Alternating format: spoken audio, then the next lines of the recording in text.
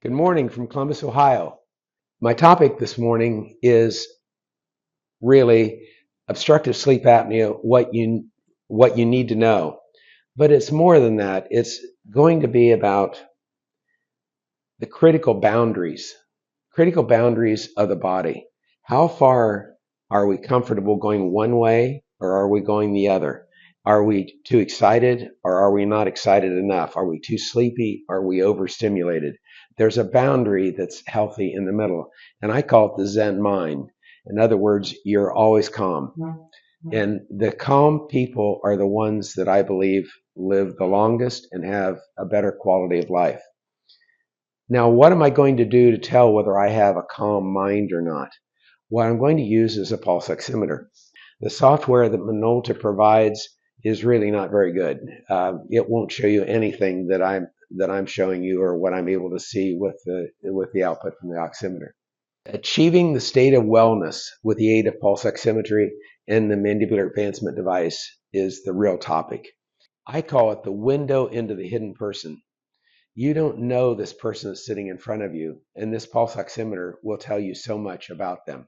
And it's really amazing what you can read from that. I have done over 25,000 nights of study with this, and I am continued to be amazed by this oximeter. I've always said that I've never really seen a Nobel Prize idea before in my life or in dentistry or anything, and I believe this software is actually a Nobel Prize idea. Everybody laughs at me, the developer of it, whatever, but it has made my appliance very, very successful. So learning how to use it is extremely important. We need calmness in our lives, both during the day and at night. We've talked a lot about at night, but what you'll get by getting the appliance working properly at night, you're going to end up with a larger airway during the day. What we're going to do is the controlling of acid reflux. You'll find that I feel that is extremely important, and it's what I feel ends up really killing a lot of people later in life is actually acid reflux. It sets up conditions for pneumonia because you're aspirating into the lung, and I want to remove that acid from your larynx in your esophagus as much as it is possible. We work in what was called a tightly coupled situation. Uh, it's the reason why medications tend to throw you off. Uh, we don't have a large window for being comfortable. It's almost like if you're in a room and you're pretty comfortable if the room is uh, just a little bit cool or a little bit warm, but you're not really comfortable if it's overly hot or if it's overly cold. And what you want your body to do from a mental point of view and your heart point of view to stay within those boundaries of where you're most comfortable. And that's the reason I call it a tightly coupled, because if I've got a little bit of a cold today, that's going to throw you off some. Um, I'll talk a lot about alcohol. That'll throw you into a tailspin, and I'll show you that. Not all patients will accept responsibility. That's a big problem. And what I would say about this is don't, if someone is not really connecting with you, don't push it. Don't try to be a savior because you're going to lose them as a friend. They'll get mad and push back. It doesn't work. So you got to realize that you can't do this for patients. It's all about them, and you're setting up conditions for healing so this person can do better. Sometimes it's not your day or the patient's. Some days we don't have 100% success with sleep apnea care. And I feel we can get into the 90 percentile range, but we can't get the other 10% without extreme work and heavy cooperation from the patient. So I'd say 80% of the people are pretty straightforward and fairly easy. There's 10% in there. It's fairly hard, 10, 12%. And then there's 8 or 10% that is really extremely difficult. And you can get to them, but it's usually a personality thing.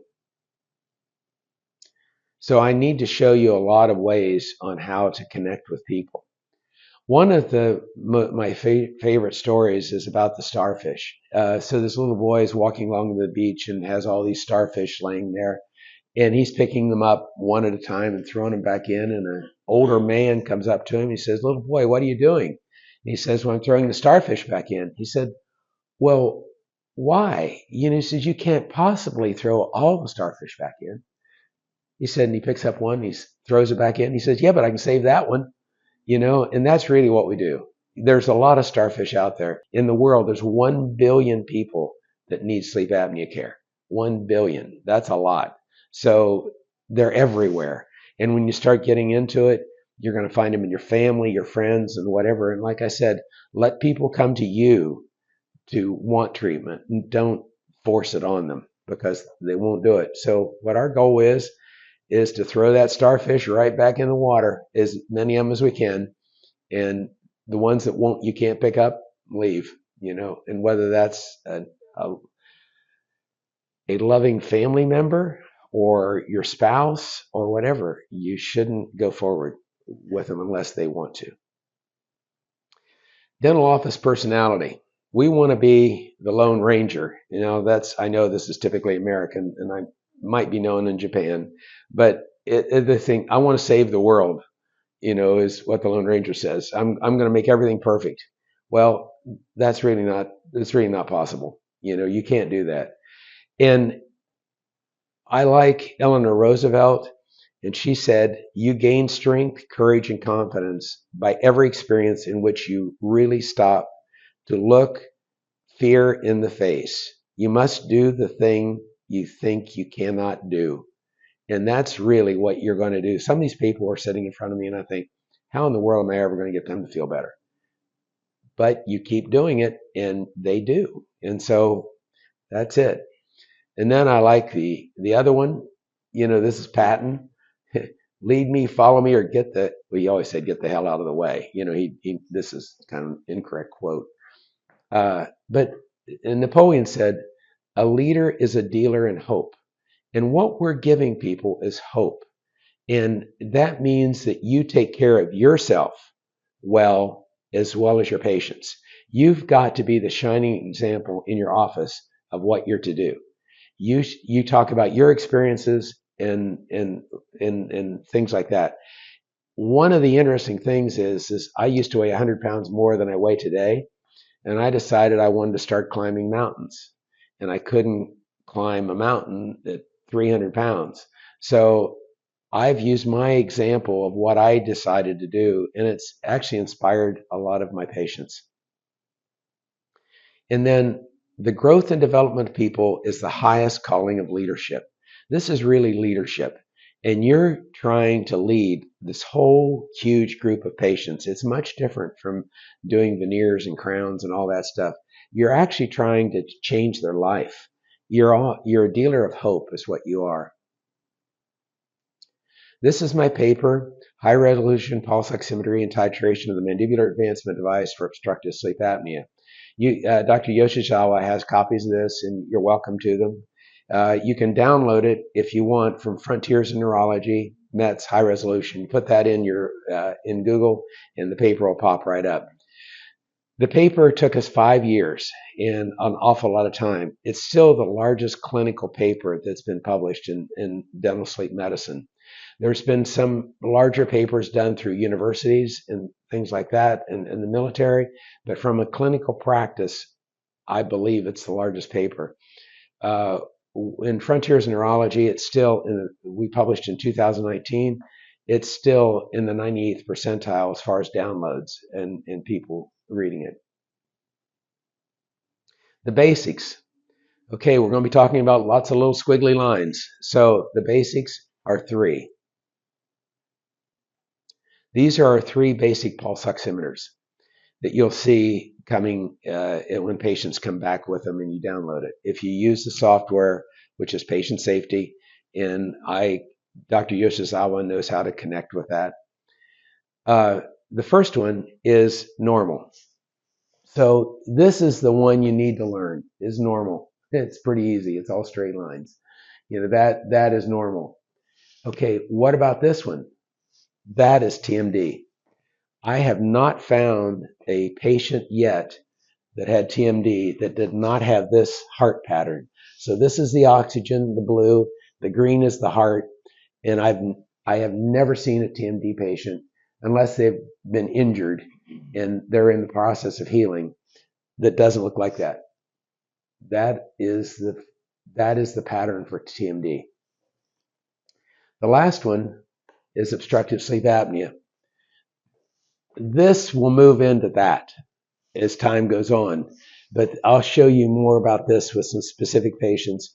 But this is the classic form that what obstructive sleep apnea looks like, and this is the heart rate. This is the pulse oximeter we use. It's the SAT screen that I talked about. One of the most important points is it records the oxygen to 0.1%, not to the whole number. The whole number, I'll show you, is not good. You want an oximeter that goes to the 0.1%. Somebody will say, well, what about this pulse oximeter? What about that pulse oximeter? I don't know anything about them, and I've never tested one that was any good other than this one. The Minolta or the SAT screen are the only two on the market that have validity, in my opinion. Data matters. Must record to the 10th of a percent. Well, what does that mean? Well, if you notice, and I'll show you this again later, see how this is a smooth line?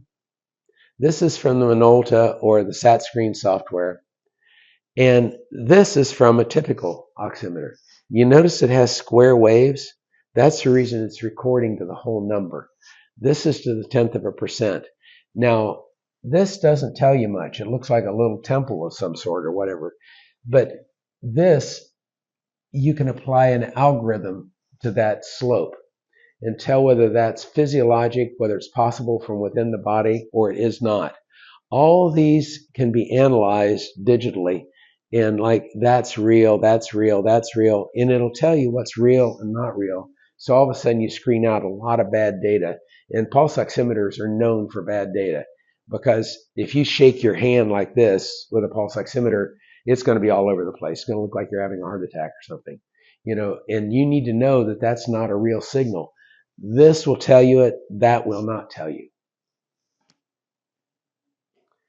And the interesting thing about in the United States, I don't know about in Japan, but all polysomnography, the ones that the physicians use in hospitals, not one of them in the United States has this oximeter built in. They all have this one built in. So I feel sometimes, many times, the physician can pick up the data other ways from electroencephalograms, the EEGs. But I really think we know more sometimes than the physician does with this fancy study. In the United States, that's a $2,000 study. And to run a pulse oximeter overnight is not expensive at all. You can do it within your office without any problem. So that 0.1% matters. And that's the part that I feel the algorithm that they've developed for this is what I think is actually the Nobel Prize idea. Now, the other thing about oximeters, everybody's seen oximeters that you buy at the drugstore. Well, they have a varying amount of averaging time. It'll record, say your pulse is 78, 76, 84, 62, whatever. And if it records that over a 12-second period of time, that'll be the yellow line. You can see it kind of blends the data. It's like looking through a picture through a fogged window. Now, the other one is a 6% saturation, 6% averaging time. And you can see that's the red line. And it doesn't go nearly as deep as the blue line will, which is the 3-second averaging. Now, the oximeter, I'm pretty sure that the new Minolta will average to 1 second. That is what is true with the SAT screen software. So 1 second would actually be more accurate than what we're showing here. I don't have a new slide on that yet. So the comparisons of two supposedly the term high resolution pulse oximetry is very misused. it's not something that you can count on from the manufacturer. These both of these recordings are oximeters that they say are high resolution. But here, let me show you. If I blow it up, see, this is the Minolta or the SatScreen soft line with the SatScreen software. See, here's the square wave. This was done on the same hand, the same night on one person. Both of these recordings, let me show that. Both of these recordings came from one night on one person's hand. And this one, just the one with the square wave over here, barely showed any desaturations at all. In other words, any drop in the oxygen. The reason why this is important is there's a lot of things that we're going to be able to diagnose from this. And the prevalence of sleep apnea and atrial fibrillation is alarmingly high. We're not just getting rid of snoring. We need to see what the heart rate looks like. Anywhere from 21 to 74% of patients with arterial fibrillation will also have obstructive sleep apnea. So it's really high. So if you show they have sleep apnea and they have atrial fib, maybe by treating the sleep apnea, you can resolve the atrial fibrillation to a degree. We've been able to do that, but that's all anecdotal. That's not been published. And I can't say that we can do it predictably, but we have done it several times. And that's the same for stroke. The connection between stroke and sleep apnea is like this. So, and that's the same with atrial fib. There's a notable physician. He's Nicholas Netzer. He was the editor of Sleep and Breathing Journal. He's no longer the editor of it, but he was. And I talked to Nick Nestor. This has been 15 years ago, I imagine. And I said, I can't get anybody, they just won't listen to me. He said, well, tell them they're going to have a stroke, and who wants to have a stroke? I mean, it's funny. It's in the United States, it's like, it doesn't seem like people care if they have a heart attack and die, but they don't want to have a stroke and then be taken care of by everybody. Everybody wants to be on their own, so I'm not sure I've ever done that, but it's been in the back of my mind ever since Nikki Netzer told me that. This is the normal pattern. You need to learn this. It's basically, like I said, straight lines. And so what I do with the patient is I always have this available to me. And all I do is take their oximeter reading, and I'll show you an example of this in just a little bit. Put their pulse oximeter beside the normal and say, do you see any problem? And a patient can read this stuff. It's not a problem to read it. And you'll see the difference between normal and the patient. The shape of things to come. We're evolving into this is not Japan, but it's the United States. But obesity is getting to be a problem worldwide. So when you have an obese person in the office, what does their oximeter look like? Well, that's a specific pattern. And it comes from, there's no room for the lungs. You don't have, the trouble is you think the fat's all on the outside. It's all up in the chest cavity too. And the lungs really can't expand enough to get a good breath because of the fat tissue. So what it's going to look like is this. That's called a baseline drift. You see how it goes down over time?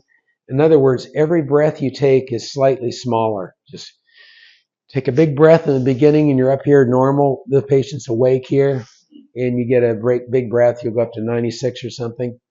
And then what it'll do is it'll just taper off as it goes down. And then usually they'll wake back up again and then it'll go back up to baseline and then they'll drift down again. Now here's an example of somebody of hypoventilation too, where they go down. A lot of times that occurs when people are sleeping on their stomach. So if you're sleeping on your stomach, you should sleep on your left side. Always sleep on your left side. like this. And I'll show you later too, because that stands your stomach up like a bottle, and there's not so much acid reflux. But anyway, when even a normal person is a stomach sleeper, what they're laying on their belly and their back is heavier than their chest. And so you can't really lift the muscles, can't lift the back as well. So what it'll do is you'll see this taper going down like that. And that's when they're sleeping on their stomach. Here it is again down here. Uh, those are the classic patterns. Now this one is Cheyne-Stokes respiration. This is when somebody's really getting sick. You'll see it in COPD patients. You'll see it in heart failure patients. And you'll see that the Cheyne-Stokes part of this is this. You'll see the squiggly lines up and down. It kind of is around a spindle. Like if you drew a line through here, there'd be as much above the line as below the line. That's Cheyne-Stokes. And what that is, Cheyne-Stokes is when your body is not sensitive to oxygen and CO2.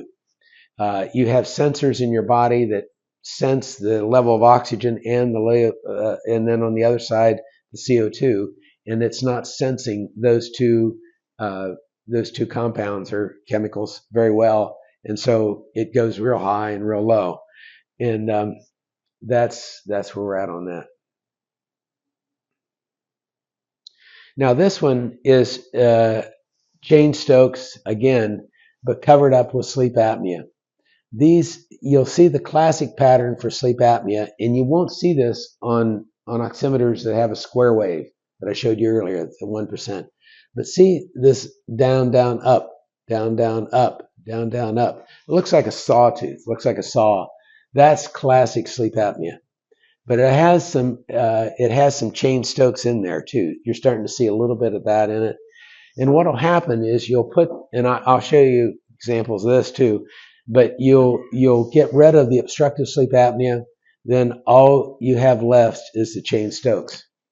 And it scares you the first time you see it, but patients have done well with this. Okay, this one. This is probably the worst pulse oximeter I've ever seen. This is terrible. Look at this heart rate. And this is a young man. He has an AHI of somewhere around 155. And he's only 40 years old. And he has 4 kids. This guy is in trouble.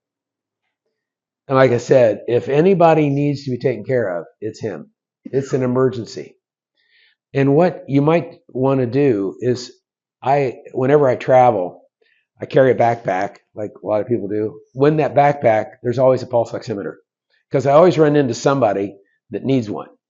And so I've passed these out all over the world, my oximeters, and I get them back usually. I really have never not gotten one back from people outside the United States. From inside the United States, I've had trouble every once in a while. But this was a good friend of mine, and it was his son. And I said, here, just use this. And he sent it to me in a couple of days. I had a diagnosis. I could tell that he was in trouble. So what did we do? This is 10 days later. Doesn't even look like the same person, does it? And how did I do that? With the CPAP. That was far too severe to go in with an oral appliance. You know, he's on an oral appliance now, and I'm going to show you that. But you don't go in like the Lone Ranger again, that you can fix everything, because you can't. So you need to do CPAP for that. And so this is 2 or 3 months later. Now look at this. He looks like he has no trouble at all. What is that? Well, it's combination therapy. He's on CPAP and an oral appliance. And one of the things I want to bring up is this is not a fight. It's not a fight. Whatever the patient will use and prefers is what they should have. So don't think that you have to win every battle against CPAP. CPAP is fine for some people. If they'll wear it 8 hours a night, every night, it's fine. There's nothing wrong with CPAP. I say a lot of bad things about CPAP, but their biggest problem is It's only used on average about 3.3 hours per night. And that's the problem. If somebody's doing that, they're not getting benefit from the CPAP. But so, but it's not a fight between you and the sleep physician. Work with them, use them together, do whatever you want to do. But you've got a partner there, not an opponent. I thought this was really interesting. Charles Mayo, one of the founders of the Mayo Clinic, said the next great leap forward in medicine will come from dentistry. And I truly believe that. He said that in 1917, and I've always been amazed by that quote. Okay, here's the normal pattern again. And here's the patient. And I just put this beside this and say, do you see any difference? And they'll say, yeah, my heart's all crazy. I said, that's the problem. That's the sleep apnea, and that's the upper airway resistance or TMD patient. Those are the people in pain. And you'll see it over and over and over and over and over and over again. If you don't get that once, I want to see it, because I haven't found any that we're not. I call this, again, the window into the hidden person. When I get this back, I know her and I know him. I know what they're dealing with. And so what I say is I know the person in their life. I don't have to use a crystal ball, sit back here and say, well, maybe you got this, maybe you got that. I say, you got this, you got this, you got this, you got this, you got this. He said, how did you know? I said, this tells me everybody's the same. So I know they're going to have trouble with depression. I know they're going to have trouble with tiredness. I know they're probably going to have trouble with headaches sometimes. I know they're going to feel anxious a lot. I know they're not going to be able to run a distance. And people that want to exercise and don't have an airway, they can't get enough oxygen into their body to run. And they think it's because they're not working hard enough or something. And you'll see this pattern, and you can tell them why they're not able to run as far as they'd like to. That's the key. This is the window into the hidden person. So here we go again. We have this, and we want to go to here. So let's talk a little bit about that. The life of the person is changed when you've changed their heart rate from here to here. You will have a friend forever. I swear. You might have made people happy doing some pretty veneers or doing something like that. You do this and turn somebody into that, and they are going to be happier with you and love you better than anything you've ever seen, because you changed their lives. Snoring facts for those resisting treatment. People say it's simple snoring. Well, one of the guys, again, from Mayo, I heard talk, he said, anybody that says it's simple snoring is simple. Dr. Yoshizawa may have to explain that to me. Explain that to you. It's a saying. It's a idiom in English. Heavy snoring significantly increases the risk of carotid arteriosclerosis. So it builds up plaque in this artery that goes up through your neck. If that plaque breaks loose, where does it go? That's the stroke. Snoring is independent of other risk factors, including measures of nocturnal hypoxia and obstructive sleep apnea. Snoring is almost more predictable for stroke than the sleep apnea part.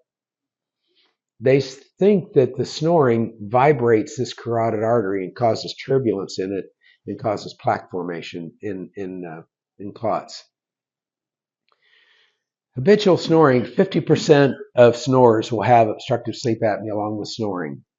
And it's the most frequent symptom bringing obstructive sleep apnea patients to medical attention. So don't blow this. They're coming to you, and you take away their snoring with some crazy appliance that doesn't really address the sleep apnea. You have done that person harm, because what you need to do is get them treated. If you don't treat the sleep apnea and you just treat the snoring and get rid of the snoring only and not the sleep apnea, I feel it's unethical. That person needs to be treated for the sleep apnea, not just the snoring. Here's our appliance. It's the Metz appliance. It works very easily. I'll show you later. To adjust it, you just move, and this is all data that we found in the paper. You just move the arm from this arm to that arm. You unscrew that to that, and the thing is titrated. And it's to norms, and it works very well for, I'll have to explain that a little bit later. Anyway, here's what we were able to do. We've got more papers on sleep apnea from the Wisconsin cohort than any other paper that's ever been written. And what it did is it tracked people aged 30 to 60 for 18 years. And what it found is if they had an apnea-hypopnea index, that's how many times they stopped breathing per hour. I'll show that in a second. How many times they stopped breathing per hour on average overnight. So this was less than 5. You'll see in 18 years, the survival rate was 96%. That's high. So 96% of the people, 30 to 60 at 18 years, were still alive. If you have an apnea index of 5 to 15, which means you stop breathing 5 to 15 times on average per hour, your survival rate was 92%. If you were 15 to 30, so 15 times to stop breathing per hour to 30 times per hour, that's called moderate, and you have about an 84% survival rate. Now, if you have an apnea index of greater than 30, that's severe, and in the 57% survival rate at that time. We know a few things about sleep medicine for sure, and we know that severe sleep apnea kills people in a high rate, almost half over an 18-year period, and that all came from the study. What I would like to show you now is a graph that I created. I'm going to bring in the data that I was able to gather from 135 patients that we published in the Frontiers in Neurology paper. So what you're going to see is an overlay graph on this, and those are all of our patients. And what you're going to see is we normalized most of them to less than 5. We actually did it just as well as CPAP, if not better. And we got people into the high survival rates. In other words, we took them out of down here where they had a greater than 50% chance of not being here in 18 years. And you can see we took all of them, and some of them we took into normal. And every one of them, except for one, we got to less, into the less risky mode. So I was real pleased with our outcomes. You won't see better examples than that ever. This is the best it's been published. The risk of death dramatically decreased. This just gives me chills every time I see it. That was just us working here. Okay, there's a neat book by Chris Crowley. It's called Younger Next Year. And you've got a couple ways of living life. You can be healthy when you're born, and you do it. You're going at 50. That's one way. And these are from his book. And you stay healthy, then all of a sudden you get an illness, and you sudden decline, and you live to be about 75. And then the other is you actually get healthier, and then you have a much slower decline, and you go 84 plus. So what I'd like to add to that is this is the severe sleep apnea patient. Here's the moderate sleep apnea patient, and here's the mild sleep apnea patient. So you choose which graph you want. I was 75. I'll be 76 in September. So I want the mild graph. I don't want this one. I got past that one, fortunately. So here's our graph. And this is the mild. See them up there at the top? Moderate. And we only had one left in severe. And when we started, this was a mild, moderate, and the severe group. And you see how they all did pretty well. Okay, here's somebody that went through the whole process. Came in with obstructive sleep apnea. He went through Jane Stokes, and he normalized. Now, a big point here is this is initial. He was on two blood pressure medications.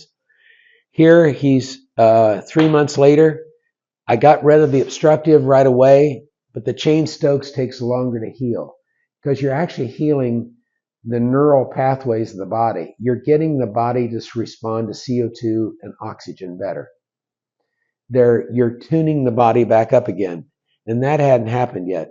But at 9 months, we were. And now he's down to half of one of his blood pressure medications, and that's all he's on. Interesting point here. You know, CPAP works like if you put a CPAP on tonight, it'll work the same. Oral appliances are different. They continually heal because you're setting up conditions for healing. Here's at 4 years. So at 4 years, it's better than it was at 9 months. So you got to realize on these really severe patients, it's going to take a while to get them to really look pretty good, but they get there because you're just letting the body heal is all you're doing. Time is required. No appliance sets up conditions for healing. I think that's a really important point. Okay, this is a graph from the new software that I showed you, the SAT screen, and it tracks all of your as many reports as you want it to track. So here's where this was at 9 months. You see the AHI is still up a little bit. I'll go into this more. It's all these things are higher, but look at this. This is at 4 years. Look how all these things went down and improved after 4 years. The cycling severity is really an interesting one. I'll show you examples of that. But that tells you, see, in the body, most of the oxygen is stored in your tissues and in your venous system. And so when you get to cycling severity, what it's actually showing, and I'll show you this on a real graph, but it's actually showing that the body can't keep up. The lungs no longer can replenish the oxygen. And you run out of peripheral oxygen is what happens. And as soon as that peripheral oxygen supply goes, this cycling severity goes up. And so whenever I see this one going high like that, that person is getting really damaged.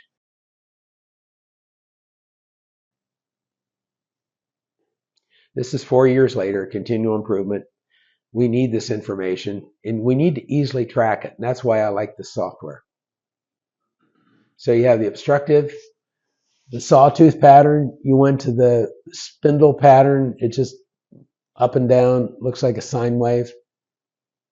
You went to kind of a mixture of everything, and then you finally get your normal line. But that's 4 years. And that's Pete Dawson. And if any of you know Pete, this is him here at the office. And I can't tell you how great he was to work with. And I miss him every day. He was a wonderful man. And what he did for me was he taught me how to deal with people and presenting material and whatever, because he did exactly what I asked him to do. If I'd asked him to stand on his head, he'd have done it, if he thought he was going to benefit from it. And he credits these last 2 books that he wrote to being treated for sleep apnea because the daytime sleepiness decreased. If you haven't read his book, A Better Way, you should read it. Every dentist should read that book. It's wonderful. Straws. Basically, they're little straws, and we have them in these packages.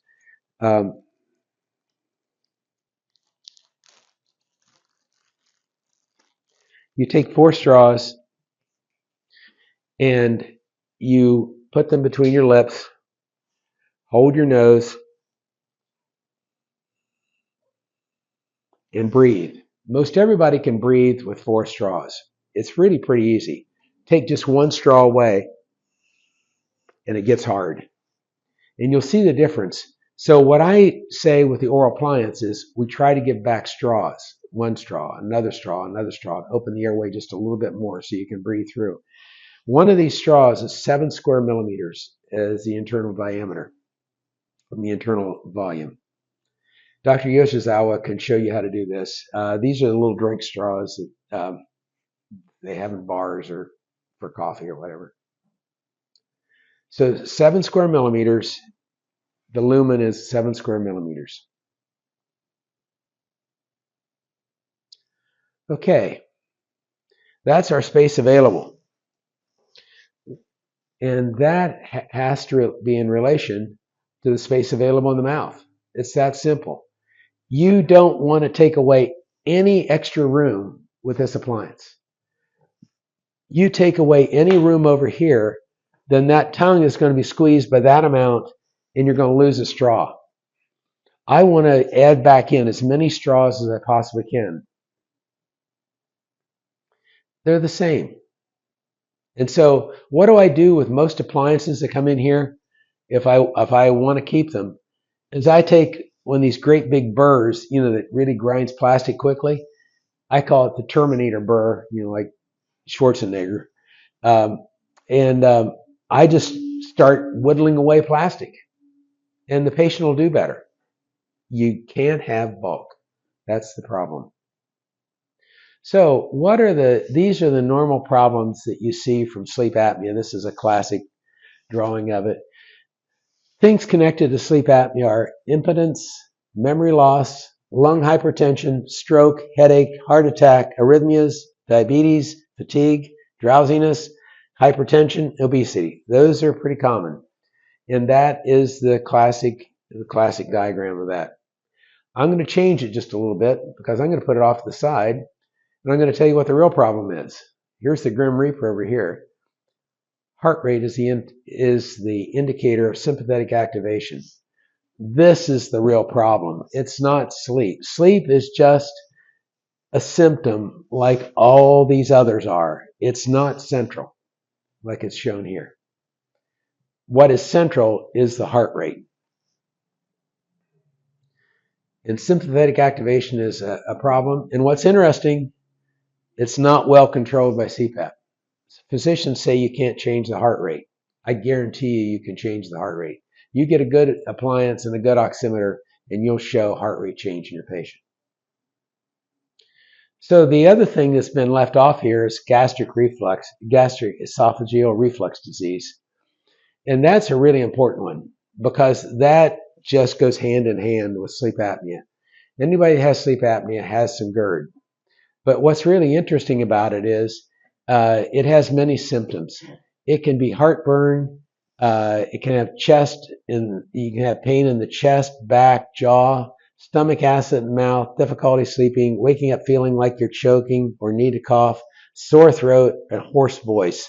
Or somebody's always, when they come in and they're always coughing, or they sound like this, I know they've had acid reflux.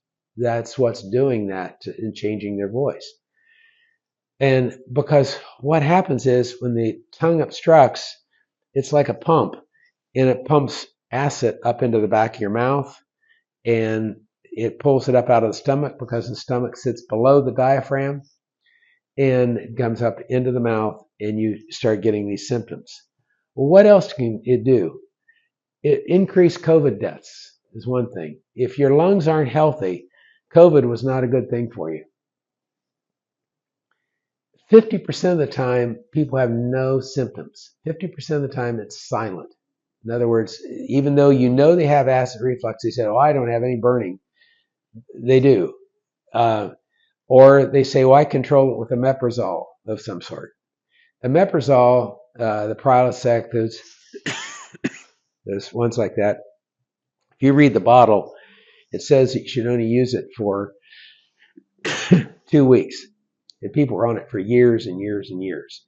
And what it does, these omeprazoles that you take for acid reflux just make the stomach acid non-acid anymore. you're still getting the reflux up into the back of the throat. You're still getting the reflux. It still goes into the lung and whatever, but the acid's just not there to burn the person. I believe it sets up lung infections. When they do a post-mortem on people that died from pneumonia, in the pneumonia area, they'll usually find stomach contents too. And so that means that the stomach contents could have very well set off the initial pneumonia. So we got this little guy or girl. And so I do not feel good. So this little guy's telling you, I walk in, I don't feel good. Walks into the physician. First thing they're going to do is give him a pill of some sort. And remember, I talked to you about we need to stay we're a tightly coupled situation. As soon as you give a pill, you're blowing up that coupling. So it's like you're hitting them with a hammer. You're really changing the body with that pill. The pill does awful things. Heart medications are basically a poison to the heart, to make it so it doesn't respond to the epinephrine the way it's supposed to. What I see us as is with a feather. We really are doing something. The body doesn't know the oral appliance is there. And so it just opens the airway and lets them breathe. And so you don't make a big impact, and you keep this tightly coupled situation tightly coupled. We need calmness in our lives both during the day and at night. There's no truer thing. If the heart needs to be calm, respiration needs to be calm, you need a calm sympathetic nervous system. This is the key to long and enjoyable life. I believe it is. And so you have to pay attention. Pay attention to yourself. Pay attention to, if you go out drinking one night and have several beers or alcohol or whatever, and you don't feel good the next day, there's a reason for that. You damaged your body. So pay attention. You need to pay attention to what the patients are saying, the way they look, the way they talk. Ask them about their life. Find out everything you can. Pay attention so you get to know them. And be here now. In other words, we don't have tomorrow. We just have today. And so my idea of be here now is I'm not putting off climbing a mountain for another 10 years. I might not be able to do it, for one thing. Or I didn't say when I'm 40, I'd like to climb a mountain someday. If you want to climb a mountain, decide today you want to climb a mountain and start the process of getting your body back in shape again. Have well-defined goals. Sit down and write what do you want out of life? What do you want your life to be like? What do you want to do? Do you want to? I would love to climb Mount Fuji. I mean, that'd be just great. And Dr. Yoshizawa did a beautiful tour with us. I enjoyed Japan a lot.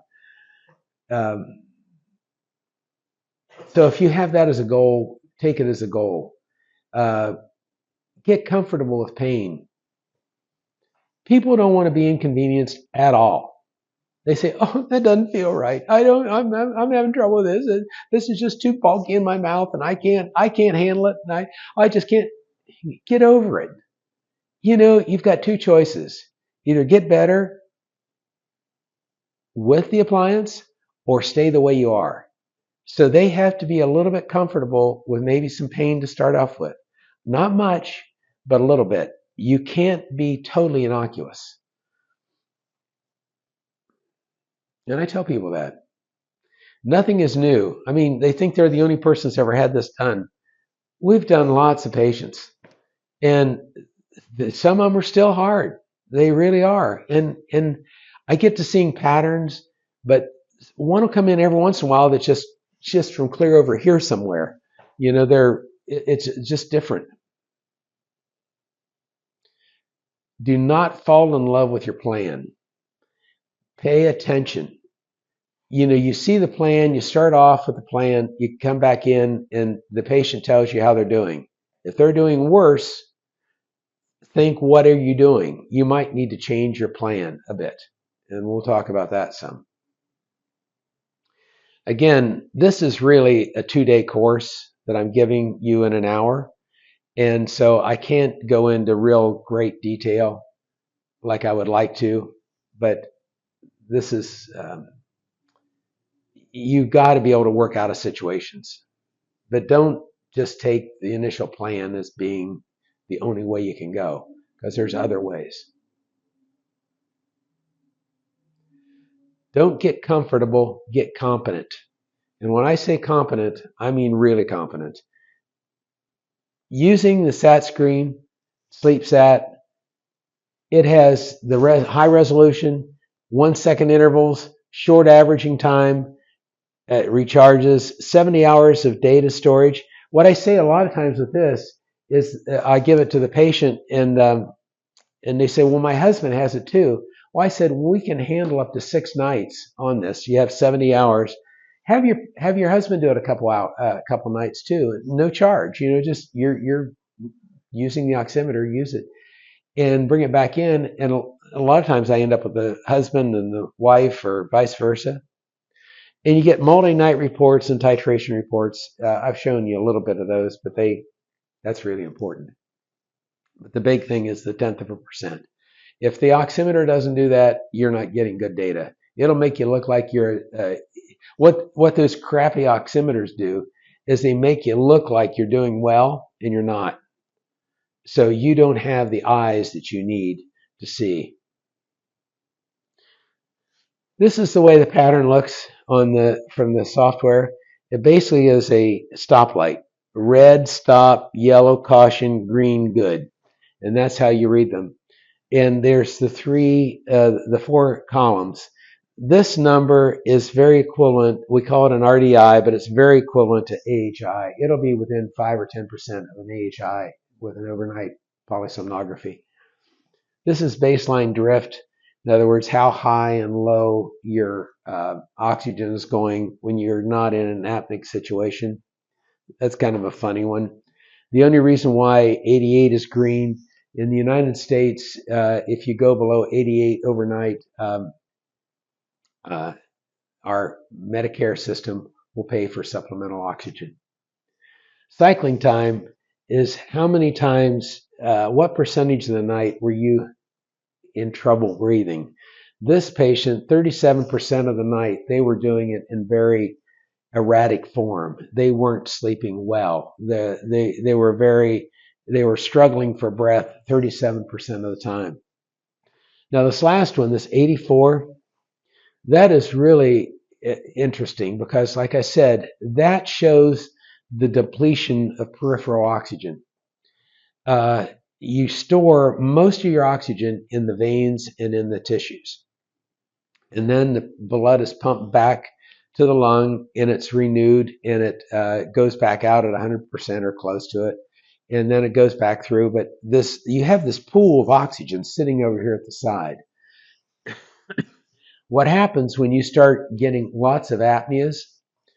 You use up that pool of oxygen. It's like using up your bank account.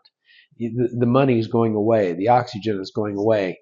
And so 84 times during that night, your oxygen did not return to baseline. In other words, you used from your reserves. And that shows the severity is increasing. Whenever I see that over here at 84,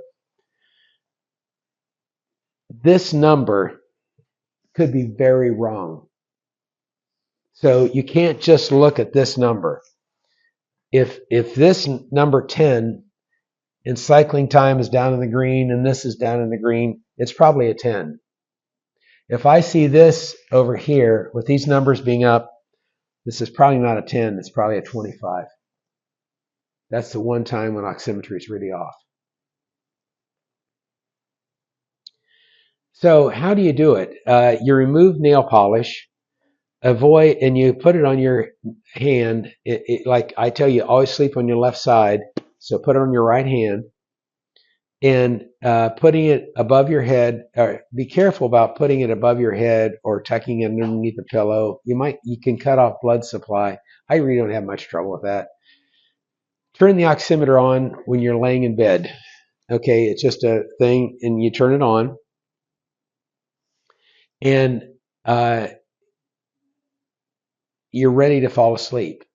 But what I would recommend doing is staying awake for about 5 minutes with the oximeter initially. If you do, what it'll do is it kind of calibrates the oximeter so you know what normal baseline looks like. In other words, you're awake, so you know what your normal oxygen is, and there's no doubt that you're awake. If your fingers are really cold and the room is really cold at night, you've got to you're not going to get a good recording. If the sensor bothers the patient, it's just this little rubber sensor over here. Just tell them to move it to another finger. It won't hurt anything.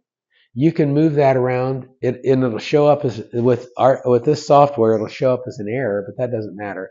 So if you put it on this finger and it gets sore, tell them to move it to this finger. It's fine. Whatever they want to do to get through the day. Okay, this gets into the averaging times. I talked about this a little bit earlier on, and you'll see this got a 7 on this same hand, same night oximeter. This is the high resolution oximeter, the Minolta, the SAT screen. Here is one that's widely used by dentists in the United States that says it's high resolution, and look, it totally missed everything. It shows a 1. It's not a 1. It was a 17. So if you want to look good, use this oximeter because it'll always make you look good because it can't find anything. You'll see that I didn't get any cycling time. I didn't get any severity index. I had a severity index of 17, 14% here. This just tells you all kinds of information. This doesn't tell you a damn thing, is what it is. It's not worth doing. It's okay for, I don't know for what. It's better than nothing, but barely.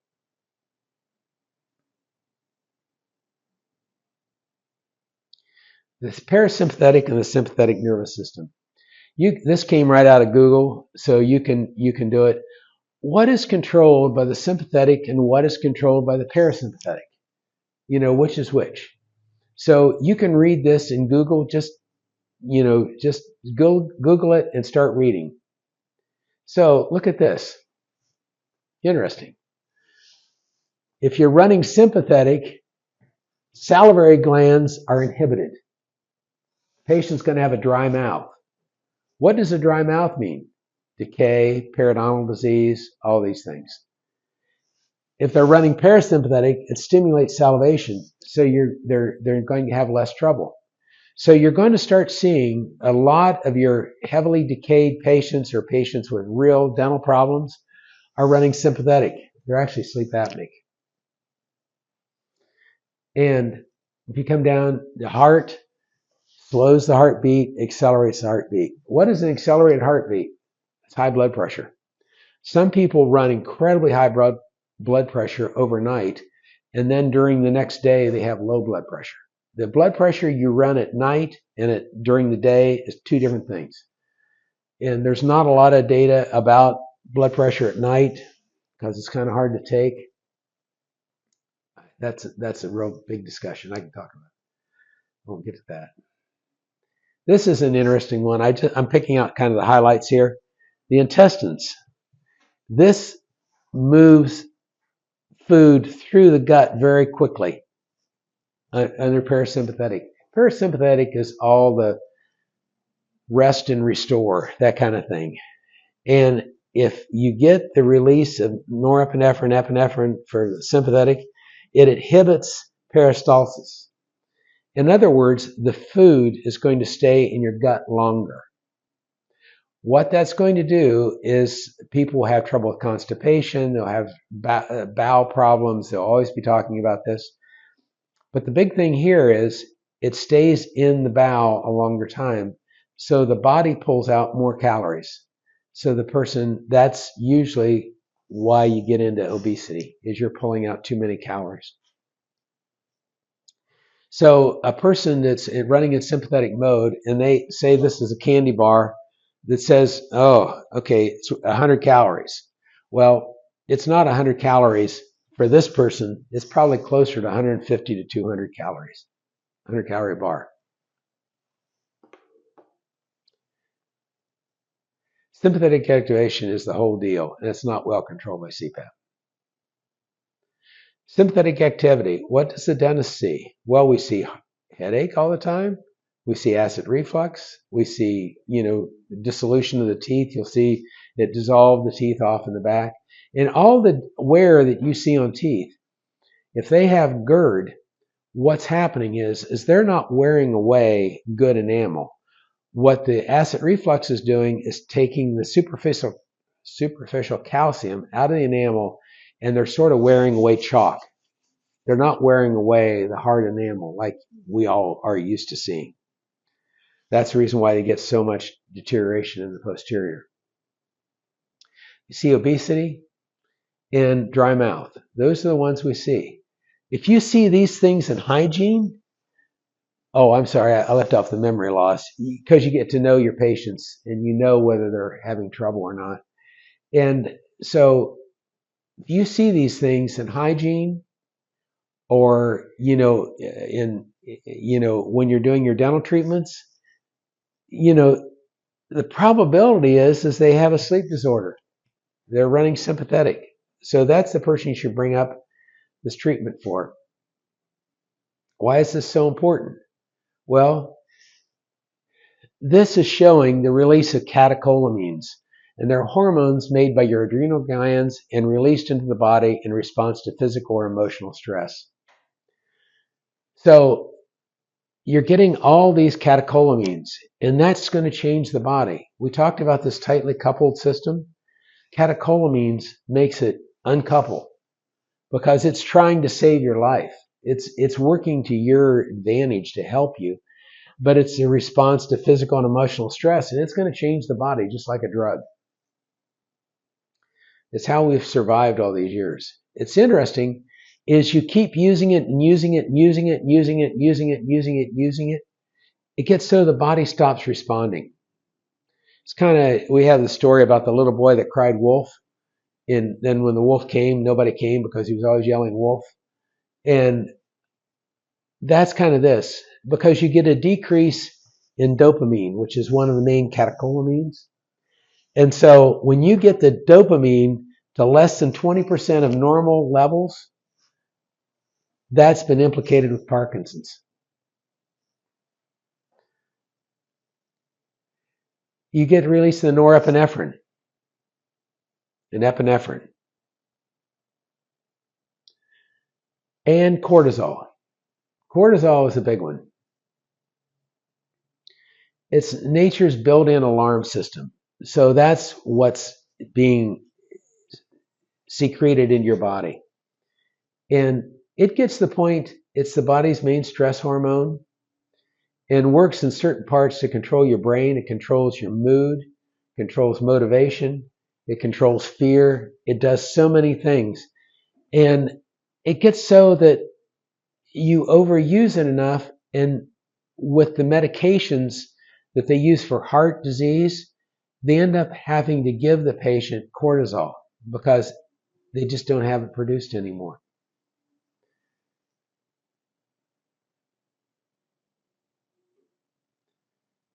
It manages how your body uses carbohydrates. And see, that gets into the whole thing about gaining weight because of sleep apnea. Fats, proteins, keeps inflammation down, regulates your blood pressure, increases your blood sugar, glucose, controls your sleep, wake cycle. It does so many things. And when that gets out of whack, all those things don't work.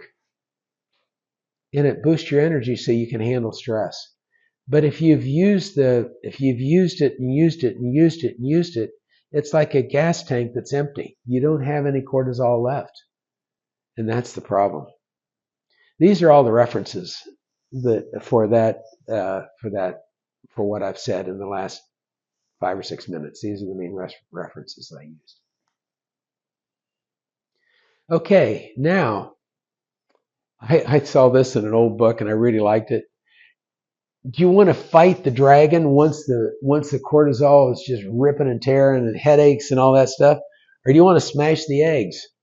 Don't let the dragon ever grow. So working with children to expand their arches, getting their sleep apnea under control, getting rid of tonsils and adenoids, all those kinds of things can make the dragon not happen because you've smashed the eggs. This is a large study that was done by my friend David Gazal. And what it shows is, when I say a large study, I mean large study. It's 3,500,000 people. 3,500,000 people are in this study. And what it shows is people with sleep apnea, and then it was a matched random sample over here. So it matched people with known sleep apnea with a random sample that was similar to this group. That's the reason why it came out exact numbers. Well, what this does is this includes undiagnosed apnea patients. So the numbers I'm going to show you are actually higher because there's a good number of people in there that are changing the matched random sample because they have not been identified. If you have sleep apnea, you have twice the incidence of diabetes. You have twice the evidence of amount of hypertension, 3 times the arrhythmia, 3 times depression, ischemic heart disease 4 times, congestive heart failure 4 times, stroke 3 times, morbid obesity 17 times higher number of people with morbid obesity. Here's the other part of the study. Cardiovascular disease 2 times greater, metabolic diseases 3 times, chronic pulmonary disease 3 times, renal failure 3 times, liver disease 3 times, psychological conditions 4 times. This has really heavily impacted. And worldwide, there's 1 billion people suffer from small airway and sleep apnea. There's 100 million in the United States. The SAVE trial. This is one of the other papers you need to know. This was published in New England Journal of Medicine. And what it showed, it was 2,717 CPAP users with high cardiovascular disease and with moderate to severe sleep apnea, and they were told to use CPAP, which would be a great idea. In the CPAP group, the mean duration and adherence was 3.3 hours per night. 3.3 hours. So what they're doing is they're putting it on when they go to bed. After 3.3 hours, they take it off. What I don't have time to get into today, but REM is the last half of the night has REM in it. So, and that's when you get high blood pressure. It's mostly from REM, and it occurs in the last half of the night. So people who take it off halfway through the night are going to have a higher incidence of type 2 diabetes and high blood pressure. And so they came to the conclusion, therapy with CPAP plus usual care as compared to usual care alone did not prevent cardiovascular events in patients with moderate to severe obstructive sleep apnea and established cardiovascular disease. In other words, CPAP did nothing for them. It might make them feel a little bit better during the day because if you have it on at the first third of the night, that's when you do get stage 3 sleep, delta or slow wave sleep. So they may feel better the next day, but they're not helping their body. And that's what the SAVE trial shows. And this has been validated on about 5 or 6 trials. So dental sleep medicine should not be an alien world for the general dentist. Really, there's a lot of dental sleep medicine that is still just dentistry. You can do a wonderful service for people. I mean, we are a savior for a lot of people if it's done properly. I want to introduce Craig Pickrell. Craig is really special to me. I wouldn't understand anything without his knowledge. We've sat here in this room for 12 years, talking Yeah. about this. And so honestly, the software is brilliant. And he always gets embarrassed and thinks I'm crazy, but I say it's the only Nobel Prize idea that I've ever seen in my life. And it's just given me the ability to do really well with the oral appliance. I'm very thankful for Craig and his company. And I've had some input into his new software. I keep kind of directing it in a way that would be good for me. And I would like him to present that to you because he does better at it than I do. So anyway, this is Daphne Sleep and Craig Pickrell. Thank you, Dr. Metz.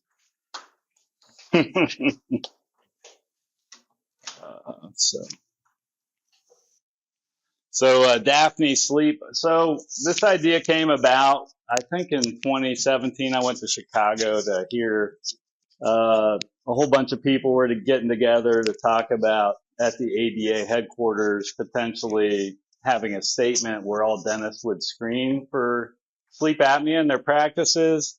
And there's several reasons that they were having that meeting, but one of the main reasons I think is that I lived in Washington Courthouse at the time. If I called to get an appointment with my primary care, I would have to wait like 5 months.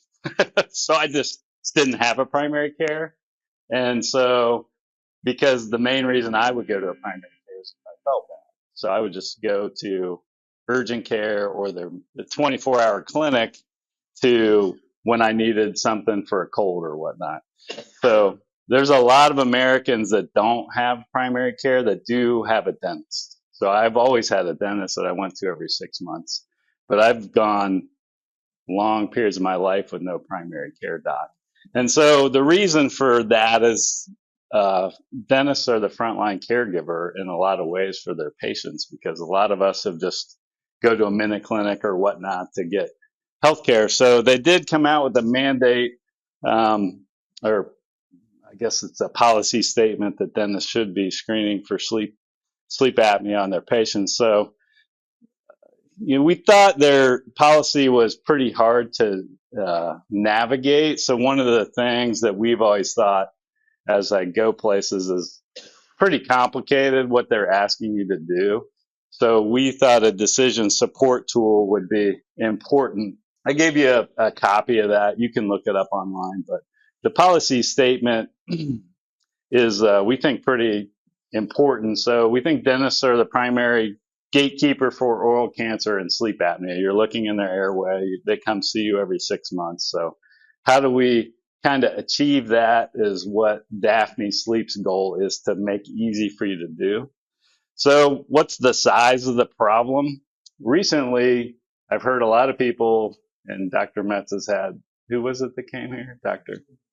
Dr. Mahatra did some studies and found that 1 billion people in the world have sleep apnea. So the incidence in the population is also super high. 10 to 26% of Americans is believed. This is from the American Academy of Sleep Medicine's website, have sleep apnea. So it's really prevalent. And you'd think like sleep labs have been around forever, so they're all diagnosed. But this is a little older study. The numbers are actually much higher. But we really, only had PSG's full sleep studies for a long time. So the real problem was it was super hard to get to a sleep doc. There's a limited number.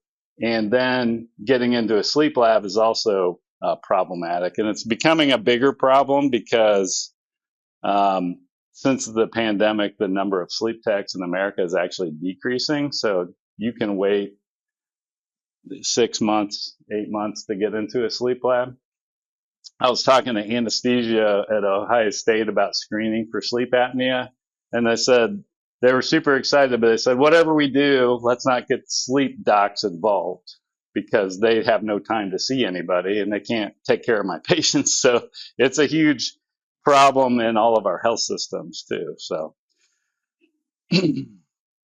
other things, like when do we think about sleep apnea? Anytime someone has a comorbidity, the odds of comorbid sleep apnea in these conditions goes up pretty astronomically. So hypertension, coronary artery disease, atrial fibrillation, people with pacemakers, type 2 diabetes, heart failure, obesity, and drug resistant hypertension. So a lot of these are almost guaranteed to have sleep apnea as an overlap condition. The great news is if you treat the sleep apnea in these people, you have great outcomes on the comorbid condition. So that's super exciting for the patients because heart failure, for example, you can improve their ejection fraction 15%, which is like the same as a cardiac med. So you get like the cardiac med plus treating their sleep apnea doubles their heart output, which is a pretty awesome thing. So it also reduces like hospital readmission rates significantly. Atrial fibrillation, like if they cardiovert you or do ablation and then treat the sleep apnea, the odds of that coming back significantly reduce. Hypertension becomes easy to treat, or you may not need any meds at all. So there's some pretty exciting things that you can do for patients. So you guys, like, why would this kind of why did the sleep apnea affect all these systems? So the sleep apnea causes hypoxia, oxidative stress, starts to contribute to inflammation, and then the sleep fragmentation then also causes problems. So we go from being our blood pressure is supposed to dip at like 4 in the morning. They call it, in healthy people, they have dipping. And people become non-dippers, so your blood pressure doesn't slow down at 4 in the morning, and then you end up uh, getting hypertension because of that non-dipping stuff. So you become insulin resistant, get hypertension, um, become more obese, and have type 2 diabetes because of the comorbid sleep apnea. So we've been trying to do this. I've been running sleep lab since 1990. Actually 1990 for other people. And then 1995, I formed my company, and we've done the most accreditations of anybody in the country, over 70. We have corporate American Academy of Sleep Medicine accreditation. So one of our main things that I started the oximetry for was to engage patients in the hospital with a cheap test so that we could find sleep apnea and those comorbid conditions. But we ended up down this path with Dr. Metz using it. And so dentists have adopted it hugely, but hospitals really don't engage in these patients, which is why we have such a high level of undiagnosed sleep apnea. So your primary care doc probably will not ask you if you have sleep apnea. If you ask them and tell them you have sleep apnea, they might order the test, but they won't screen you for sleep apnea. So a lot of people just never get treated for that reason. We came up with this idea of SOS screening because when we were in hospitals, we tried subjective screening with questionnaires forever. So like Respironics back in the early 2000s gave us all, we used paper back then, killed trees. So they gave us tablets with Berlin questionnaires, and we'd hand them out to our dentists or our doctors, primary care, and they'd give them to patients. And we did a huge program on that, and we got no patients back. So there'd be all these people who were positive on the Berlin, and none of them wanted to go for a sleep test. So it started to reveal to me like the problems with screening people who are not there for that as their primary issue. And so that continues today as every hospital basically screens every surgery patient with a stop bang, and none of them get tested. So the problem with the questionnaire when someone's not there for that problem is that it doesn't convert them to therapy. So when you combine the questionnaire with oximetry, oximetry does convert people really well. So if they see they have this huge problem on their own data, they suddenly are willing to do something about it. So Dr. Metz and I have talked about, but one of the best tools to get people to engage in therapy is an oximeter and a SAF image. So you show them their airways narrow and it's causing all these problems at night and desaturations, and then they'll move forward with doing the appliance, that kind of thing. So that's why we believe the subjective questionnaire and objective oximetry paired together make uh, make for a great combination in a population that's just there. So before I get to the software part, I'm just talking about how the software, why we designed it the way we designed it. So we believe because of that, like you have this dials that you have to do. So if you want really high sensitivity on a screening questionnaire, your specificity goes down. And so if you get better specificity, your sensitivity comes down. So our goal with stop bang and highly questionnaire is to not miss patients. If the questionnaire misses patients, then it's a bad tool. So here's the questionnaires.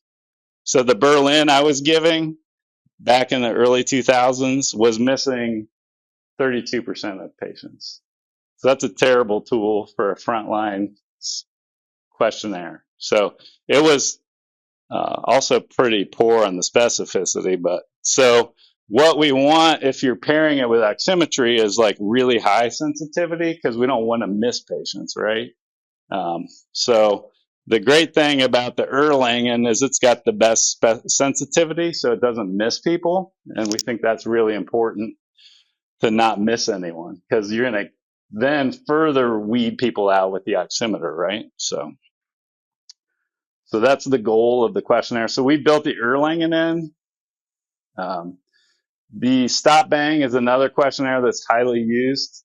So the reason it doesn't work in hospitals is a little funny infographic that Dr. Lynn had made up, but the reason it doesn't work is everybody's positive on a stop bang. So like if you're 55 and you're male and you get a hip replacement, well, you're male and you're old. And then if you snore, you're positive. So everybody's positive in the hospital. So then nobody takes it seriously. Nobody knows like, well, I can't delay surgery on 90% of my patients. So then everybody just throws up their hands and doesn't know what to do.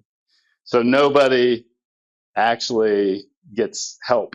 So when you look at doing anything, you want to look at the harms of doing it. So the harms of this in a hospital where no one gets acted on are you took all the nursing time, you build it out in your EHR, which is incredibly expensive and difficult. You put it in the process, and now you document it in your chart that they probably have sleep apnea, and you did nothing about it. So if they die 30 days, first 30 days post-operatively, or have a massive heart attack, or all the things that are documented in the literature, the hospitals all documented that they knew they had sleep apnea and did nothing about it. So they're documenting their own risk for lawsuits, I think. So if they would add oximetry in after this, then there's a lot of things they can do. They could do, you could have a 30, like Ohio State wants to do 30-day, it's a 24-hour post-op unit where you can do different kinds of anesthesia that don't depress your airway and you have better monitoring. So you could also do temporary oral appliance or oral appliance on all these patients. And CPAP would be very risky because 50% of them are going to fail. So it's not a great tool for this population. So the other thing we need to like remember about questionnaires is if they were effective, we wouldn't need diagnostic tools. So we don't really know who's walking around with sleep apnea and who isn't. So we should just rule people out, but we don't want to rule anyone out that might have it. So that's our goal. So the questionnaires that we use have kind of a high false negative rate because the specificity is high, but the sensitivity is low. But that's what we want if we're going to pair it with oximetry. People don't act on it. They won't like care about it. So if you just did this and didn't do anything else, you're not going to convert people to oral appliance in our experience. And you don't really know how severe disease is off of that. You just know they're positive. You don't know if they like might have severe sleep apnea or mild sleep apnea. We just really have no idea. And then if you add Harpo in, then it's a super cheap test that people are willing to move forward with. and it has high sensitivity and specificity. The reports, I'll let Dr. Metz is going to cover all this, but that'll convert people to doing something about their issue because they'll see they have a real problem. And he does a lot of that with his flip chart here. And he'll talk. Did you already talk about that this morning? A little bit, yeah. So the flip chart, you just show them normal, and then you show them their report, and they're like, oh, it looks like I have a problem. You know, when they can see they have a problem, it's like looking at an x-ray and they see their legs broken. They're like, oh, I should do something about my broken leg. So it's something about seeing your own data is meaningful. And the other thing is it's super, not only is it highly sensitive and specific, but it's specific to a sleep study. So it's actually compares better to full polysomnogram than HSTs do because our oxygenation sensitivity is more responsive on the oximeter than most HSTs. So we can tell by severity how severe the patient's going to be on a sleep test. So it's super helpful and predictive to know you don't need to proceed or you could proceed. So, you know, oximetry, sensitivity, and specificity going back is well accepted in non-sleep fields everywhere as like the greatest tool ever for screening people. So even going back to 2000, sensitivity and specificity rates are really high. So the specificity, so it's not even sensitivity by disease, but it's sensitivity by severity category, which makes it way more sensitive than questionnaires actually. So one of our things is the signal resolution on the oximetry. We want really short averaging times. So oximetry was built to keep people from dying on hospital floors, and they had really bad technology. So what they did was they had these long averaging times so that when the probe dropped out all the time, they wouldn't see it. It'd get averaged out. So what we do is have really short averaging time so that it's really responsive to DSATs that occur because of sleep apnea. And we have the 0.1% of resolution. So that helps us see the trend of the DSAT. So these are really important things when you're talking about sleep apnea to have short DSATs. This is an example of our report. So it's really good at determining whether someone has sleep apnea and the severity. So the first and third indicators are the best sleep apnea indicators. So this is RDI. This is more severe DSATs and milder DSATs. So basically, it'll align with any HST or sleep lab test. So if they have a 21 on here, they're considered moderate, and they should get an HST. But you can show the patient that, and they'll proceed with therapy. The other thing that we do that no one else does is that cycling time is like airway instability. So that third graph, if your airway is unstable, that percentage of the time you're basically in sleep apnea and fragmenting your sleep that percentage of the night. So if that's like 50%, then your sleep is fragmented half the time you're asleep, which means you're in the lightest stages of sleep the entire year, which is super poor quality of sleep. I like to talk about sleep fragmentation kind of like I ran track when I was younger, not now, but so like if I ran the hurdles, so if you would hit a hurdle, it would like you would kind of slow way down and have to speed up again. If you hit the next hurdle, you slow way. So the goal is not to hit the hurdles. You're allowed to hit the hurdles, but if you do, your time will be terrible. So sleep is like that because sleep is a progression from light to deep sleep. It takes a while to get to deep sleep or REM sleep. And if you keep fragmenting your sleep, you keep returning to the lightest stage of sleep continuously and never progress into slow wave sleep.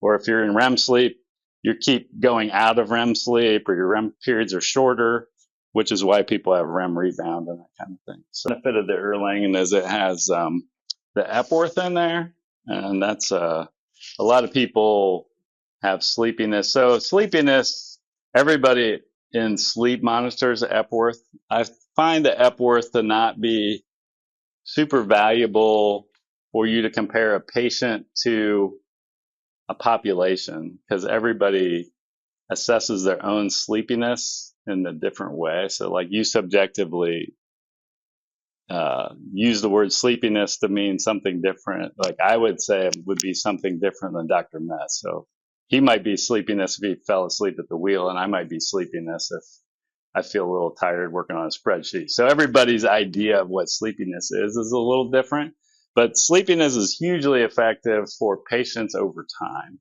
So I really like Epworth as like a baseline measure and then post treatment. And it's really helpful to show a patient because people don't really remember how bad they felt in my experience. So it really helps to show them like, they're like, I don't know if this is working. And you give them another Epworth and you're like, well, when you came to us, your sleepiness scale was a 12 and now it's a 5. So you're really feeling much better than you remember feeling. So anyway, I like sleepiness in patients over time. So I like to gather it post treatment, like 3 months, to show the patient how much better they feel.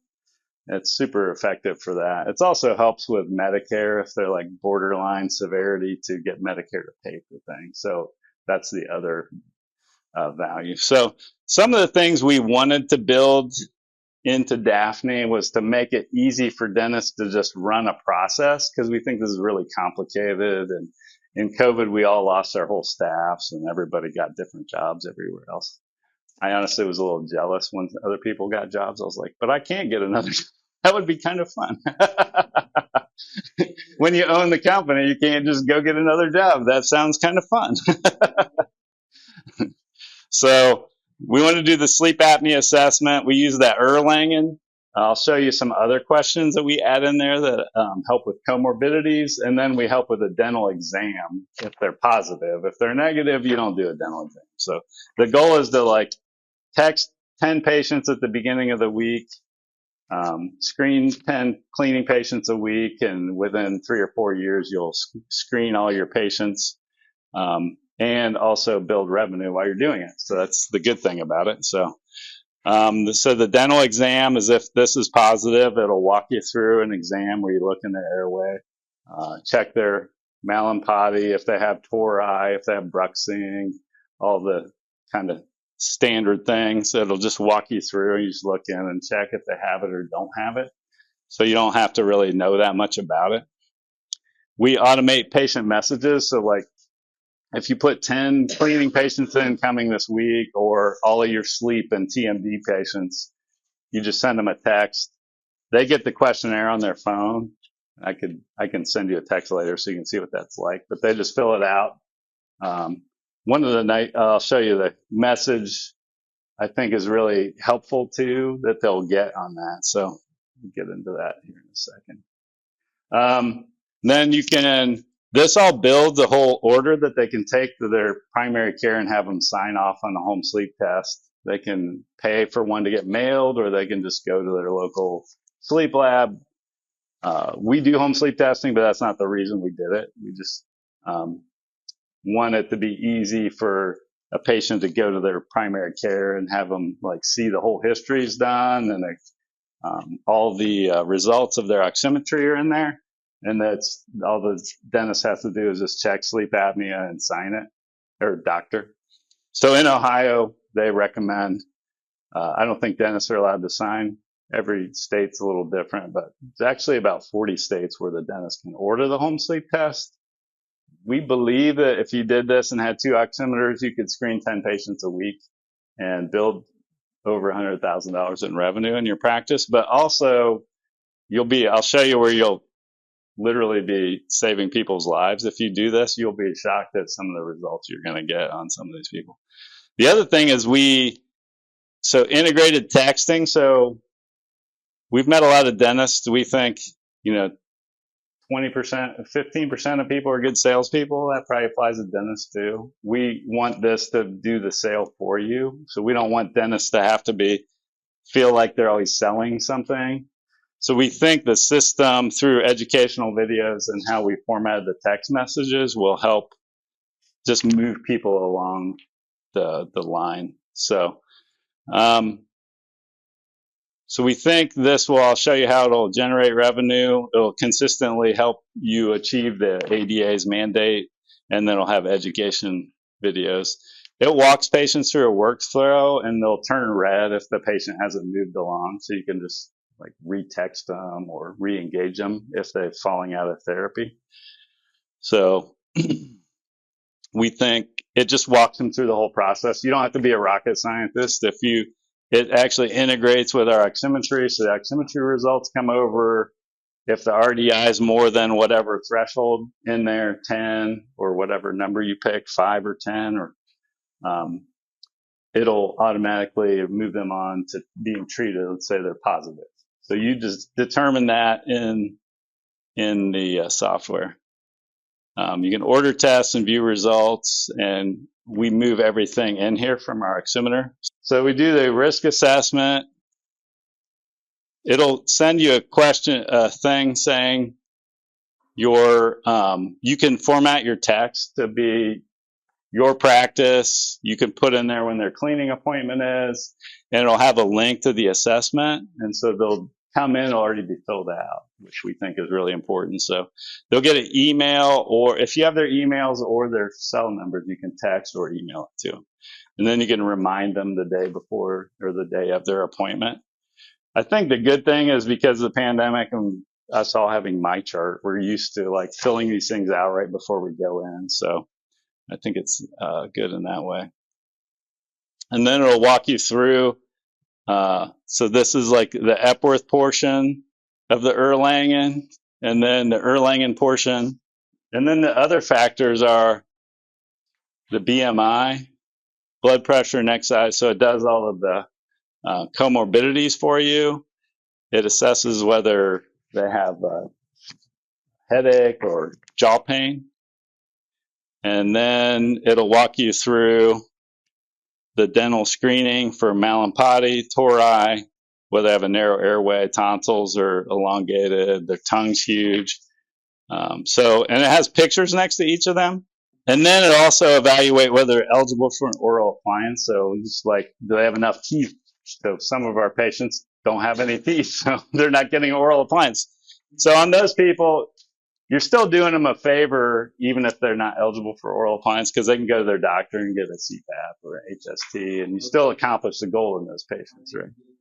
So the one thing we've done on our oximeters is show these risk things, and we think the risk really helps people, so we can show them if they're in the orange or red that they're at risk of sleep apnea, and they'll do a cheap oximeter based on that.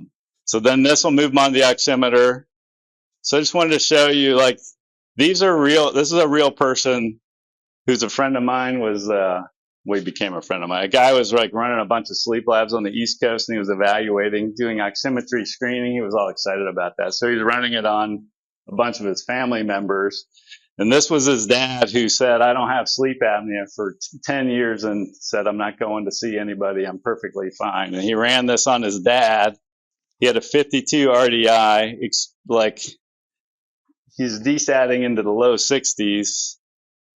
And he immediately, based on this, went to a sleep doc and a sleep lab and got treated. But that kind of leads me to the next slide. This is like 10 years post, depending on this 10-year survival rate. So this guy's chances of dying were literally super high within 10 years based on that AHI. So you're literally saving people's lives if you take them from that to way up in here, right? And so you're gonna like find cases like that and really save people's lives. So that's pretty exciting, I think. It's my reason that I like sleep. It's the only thing I ever do where you can take somebody in healthcare where they feel terrible and they suddenly feel good again. And that's really hard to do. So we have these built-in education videos. So you can also text people about their thing. So I'll show you one here. So this is like Dr. Metz. He talks through for a patient, why is your dentist doing this? And he says, well, the ADA instructed us that we should screen for this and oral cancer. So you're kind of taking away the idea from the patient that you're trying to sell them something, but you're trying to help them with their health because it's your duty. So we think that's really important that we have that in the messages. We want Daphne to sell patients on this, not because you're trying to make money, but because you're trying to help people. And so that's the whole goal. So Dr. Metz talks through why it's important, why the dentist is doing this, how the oximeter is going to help them understand. And so you can just text them that video. And there's a whole bunch of videos in there. You can replace the video eventually with your own videos if you want to record them. It's just a link you put in the settings part. But we have pre-recorded videos so that you can never do that, or you can just like get your feet wet and then start to do it later. So we think texting the education and texting all of these things are super helpful to moving them through the process. It's also workflow driven, so you can see how well you're doing moving people through the steps. And sometimes people just don't want to go forward. You can release them, and that's okay. But we think that's got some cool dashboards about it. So our goal is to like have everybody do 10 screens a week, which would be 520 for the year. We think at a minimum you would do 50 appliances on that, 52, and it could be a lot more than that. It probably would be if you're converting the people. It also depends on where you live and affluence of your population, but we think it would easily add this much money and up to that much money to existing practices. So how it works is, so we built in workflow into the product. So you do your subjective, objective screening here on 10 patients a week, and all TMD patients. Or if you have sleep and TMD, you just run all of them through. But if you have cleaning patients, it would be 10 a week, so you're not overwhelming your staff. If they're negative on the SOS, but they're positive on snoring, you can just build them a snore guard because you know they don't have sleep apnea, or oral appliance if you can upsell them on oral appliance. And Dr. Metz just puts them all in a Metz appliance, I think, right? So that could just be the full OAT if they'll accept it. The nice thing is you can skip this step, which is kind of more of a pain for everybody anyways, because you know they don't have sleep apnea and they snore and they're tired, they can just go straight to oral appliance. If they're negative for snoring but have headache and jaw pain, you can build them a TMD appliance and help get rid of their jaw pain and headaches, and they'll feel a lot better because of that. And then finally, not finally. And then if they had a previous diagnosis, we'll find that too. And you can, if there's CPAP failure, get them into oral appliance and not do the HST because they've already had a test.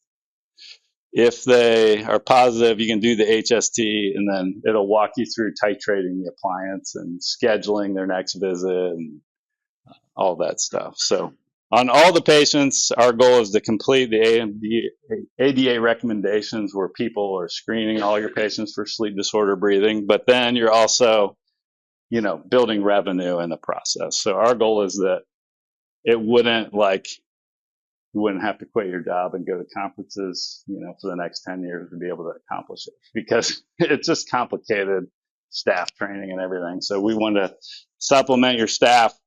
I run sleep labs, and we have software that runs the process. I believe that's critical. And if I had to train everybody on all my processes like I did 25 years ago, it would just be really hard to onboard staff and make sure I get patients through the process properly. So I believe software tools are super helpful to, do that. So, and the other thing is we think we've taken all of the goals that the ADA has and built that in. So you don't have to wonder, did I assess comorbidities? Did I do a proper questionnaire? Am I going to convert patients? Are they going to actually do anything about this? Because I think it's not that helpful just to give them a questionnaire and do nothing about it. Then they're not going to, their comorbidities aren't going to be better. And if they get treated, they're going to feel a lot better. So to show you in the settings here and the software then, so you can just put your practice name here and your website and where you're at, but it'll then, you can change your text to be, welcome to your practice. The ADA recommended that our patients are screened for sleep apnea. Please complete the questionnaire. So we think it's really not feels salesy, like you're trying to sell them something. You're just doing it like you would look in their mouth and check for oral cancer. And then they can pay for the HST through you if you want, or, if they just want to pay for the HST. My view on most of this is we all have high deductible plans, and it's almost, by the time you go to like Ohio State and get a bill for an HST for $1,000, you'd have probably been better off paying, you know, $200 out of pocket or whatever it would be. Then you can add we'll have educational video links. So if you're positive about how to sleep, what does sleep apnea do? So it has a whole bunch of videos, and you can record your own. But you can also change your risk score on the questionnaire. If you feel like you're getting more positives than you want, you could make it a 3 or a 4. Your RDI, that's a mild sleep apnea, but if you wanted to treat people that are 10 or more, you can change that to 10. This would treat everybody that has an RDI of 5 on the oximeter. So 5, usually people think 5 to 15 is mild sleep apnea, 15 to 30 is moderate, and 30 plus is severe. So 5 would be like on the low end of mild. If you don't want to do the dental exam part, you can turn that off. If you don't want to look in everyone's airway and do the dental exam, you just want to do the questionnaire and move them on to oximetry. You don't have to do the dental exam part. You can turn that part off. And then you can set flags to be like, remind the patient in so many times. I think it'd be good to like put in there their appointment time and day kind of thing. So remind them of their appointment on Thursday at this time or whatever. You could add that in there too. So then all the results. I made Sleepy Sally yesterday, so you can see. You just send we could send you guys an assessment later, but you get the assessment. You move them on to the physical exam. Then the other steps keep popping up if they're positive. If they're not positive, they're cleared. So right now we're working with Dentrix to get that integration here. So Dentrix would be through an API. So this already has all the oximetry results. So we're just going to would like to send patients back and forth, so you don't have to retype new patients. Open Dental is really easy because usually the dentists have a little database on the server in their office, and we can just integrate to that. The other thing that I feel pretty strongly about is we've trained 100 sleep techs through our sleep school to be registered sleep techs. And through that process, we came to believe that competency is built on doing something a lot. And so what I think a lot of people want to do, all of our sleep techs, I've seen dentists this way too, but a lot of times you don't feel prepared to do something, so you don't do it enough, and then you never get competent. So with our sleep techs, we're always like, well, you've done this 10 times, so you're going to do it on your own now. So I think, and they never feel like they're prepared, even though they are. You've done all the training, you learn all the stuff. Now you just have to jump into the lake, right? So I think what happens a lot of times, we keep getting trained, but we don't do it and we don't implement. And so what we want people to be able to do is implement and do it all the time on all your patients. And pretty soon you're going to know more than anybody about sleep apnea because you're going to see it all the time. And competency in building and placing devices is built on doing something a lot. And so you're just going to start doing it a lot. And then in 3 months, you're going to be like, hey, I'm getting pretty good at this. You know what I mean? So, and I think a lot of the old fine tuning of the appliance and putting in their mouth has been fixed because now we have digital scans. And so a lot of times you just drop it in and it works. And I think that was a big trouble area where we're like grinding out little bits of the appliance all the time. And so now I think our goal is also to lower chair time and make dentists feel really competent and do a lot of these. And then you're going to feel really good about it. So we hope that, we help you have a framework where you're doing it a lot and you're building competency and helping people. So, all right. Well, thank you very much. It was good to see you all. Todd's been working with me for an awfully long time he's the head of our laboratory and has helped tremendously with the development of the appliance. I've been with Dr. Metz since 2007, so we've been taking this journey together for quite a long time. But yeah, we make the anterior appliance. I left it out there, and we make the sleep appliance. I don't know if Dr. Metz has showed it yet, but this is our sleep appliance. It's called the Metz appliance. And basically, with that appliance is we have two buttons on the upper tray, so you have just one titration point. You just move from one button to the next. We also have an in-between arm, so if you have a patient that can't tolerate as big of a jump, we have just a 2 millimeter jump that you can do for that. We also make the anterior appliance, which doubles as a morning repositioner, TMJ appliance, morning repositioner. So basically, you get the sleep appliance, get the TMJ appliance with it. You can use that as your morning repositioner, and then if you have any TMJ issues down the road, you can just jump them into the TMJ appliance, relieve their spasm, then you get them back into the sleep appliance. Yeah. One of the really great things about that is the TMD appliance. Getting that introduced initially with the appliance with the patient saves you a lot of recall patients coming in with jaw complaints. They learn how to take care of themselves, so they don't have to come in here and you hear about this TMD complaint or that TMD complaint. It keeps them out of the office. Yeah. And they take care of themselves. And it's really a great way of doing it. We add it when we make the appliance so that you get an anterior appliance, and it saves an unbelievable amount of work. Yeah. It really does. Yeah. Basically, if they start to have pain, they know to jump back and forth between the appliances to make themselves feel better. And like Dr. Metz said, that keeps them out of your chair. That keeps them, keeps them off the phone. It keeps them happy. So we recommend getting one of those with every appliance that you make. Are you guys, anybody using digital scans right now? We do have 3D printing capabilities in the lab. What kind of scanners do you guys have? iTero? You don't have one yet? Okay. We do have a portal for iTero. iTero seems to be, from what I'm seeing, iTero has some of the best scans. They are one of the most expensive, but there's tons of them on the market. MeditLink, iTero, 3Shape, even Shiny 3D is coming around. So there's plenty to choose from. Plan Mecca. I haven't really had a lot of experience with Plan Mecca with their scanners. Now with their CBCTs and that stuff, we've had experience, but I've not had a lot of experience with their intraoral scanning. I'm sure they're fine. As far as portal technology goes, where you can just drop a case into the portal and it goes right to us, iTero seems to be the best with that.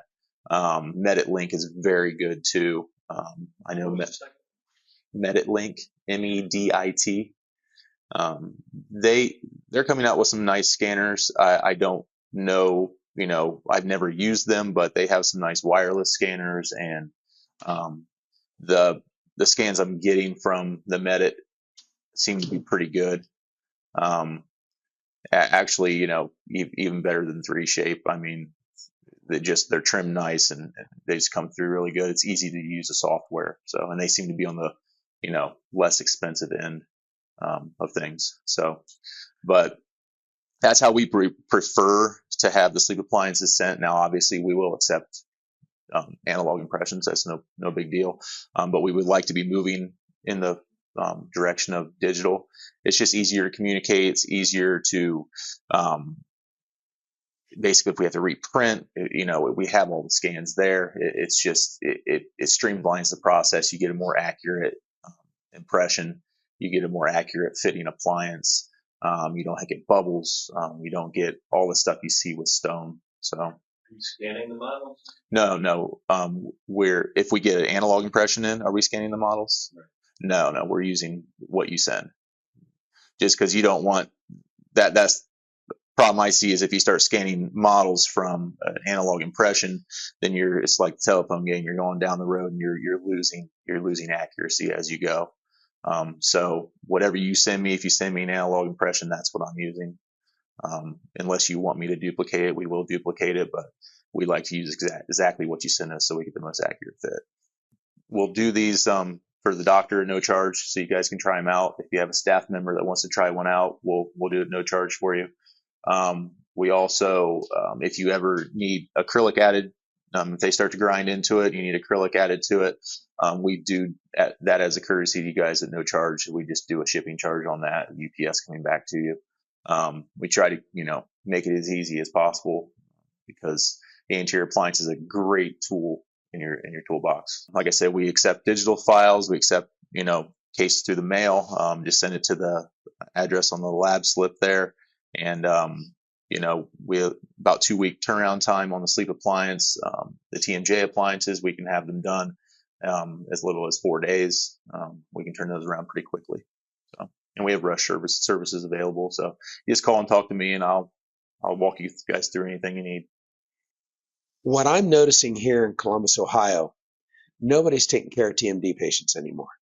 The few people that were doing it have pretty much stopped.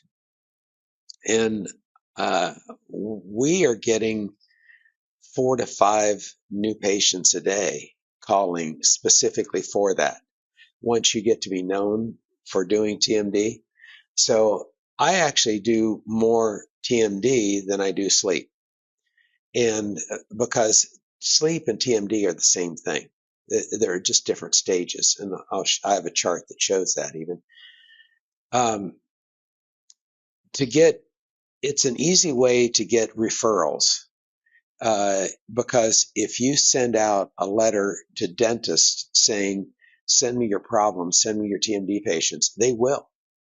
Most of these people are all coming from other dentists. They just don't want to deal with it in their office when a TMD comes up.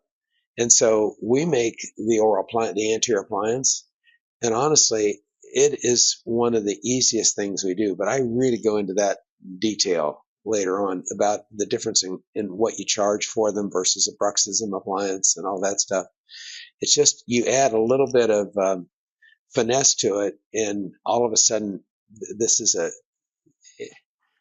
long and short of it is it does really well for us. I'm getting way ahead of myself here because I like to talk about this. Women have gotten the short end of the stick on this because all the definitions for sleep apnea are built around men. Men and women are very different in their response to sleep apnea. Women have a stronger neurologic system than men do and holds up better. So they have TMD longer in their life than men do. TMD is actually a good thing. It actually is what's keeping your airway open at night. It's your body taking care of you. It's not because you're overly stressed or you're crazy or anything like that. It's you're having to open your airway so you can breathe. And so these people come in, and I try. We get them comfortable with TMD, get them calmed down, get them so they're at least 80% better, or in that vicinity, or all better, whatever. Usually 4 to 6 weeks, and then we recommend running a pulse oximeter on them, and then it'll show the high heart rate, and their apnea index will be 0 or 1, and so no insurance would ever pay for that. So then they have the opportunity, they can either get an oral appliance, and that can change people's lives, and or continue on with the anterior appliance. Ryan, would you mind coming up second? You know what I want you to talk about is the patient you had this week. Ryan's taking care of all my sleep TMD patients. So my name's Ryan. I started working for Dr. Metz about a year ago, shadowing him as a pre-dental student. And then now I see our sleep and TMD patients here, along with Trish. And we had a patient, he's had his sleep appliance for about 2 weeks. It's been at 7 millimeters, where we titrate them out to. And he came in and he sat down, he said, Ryan, I feel like I'm on drugs with this thing.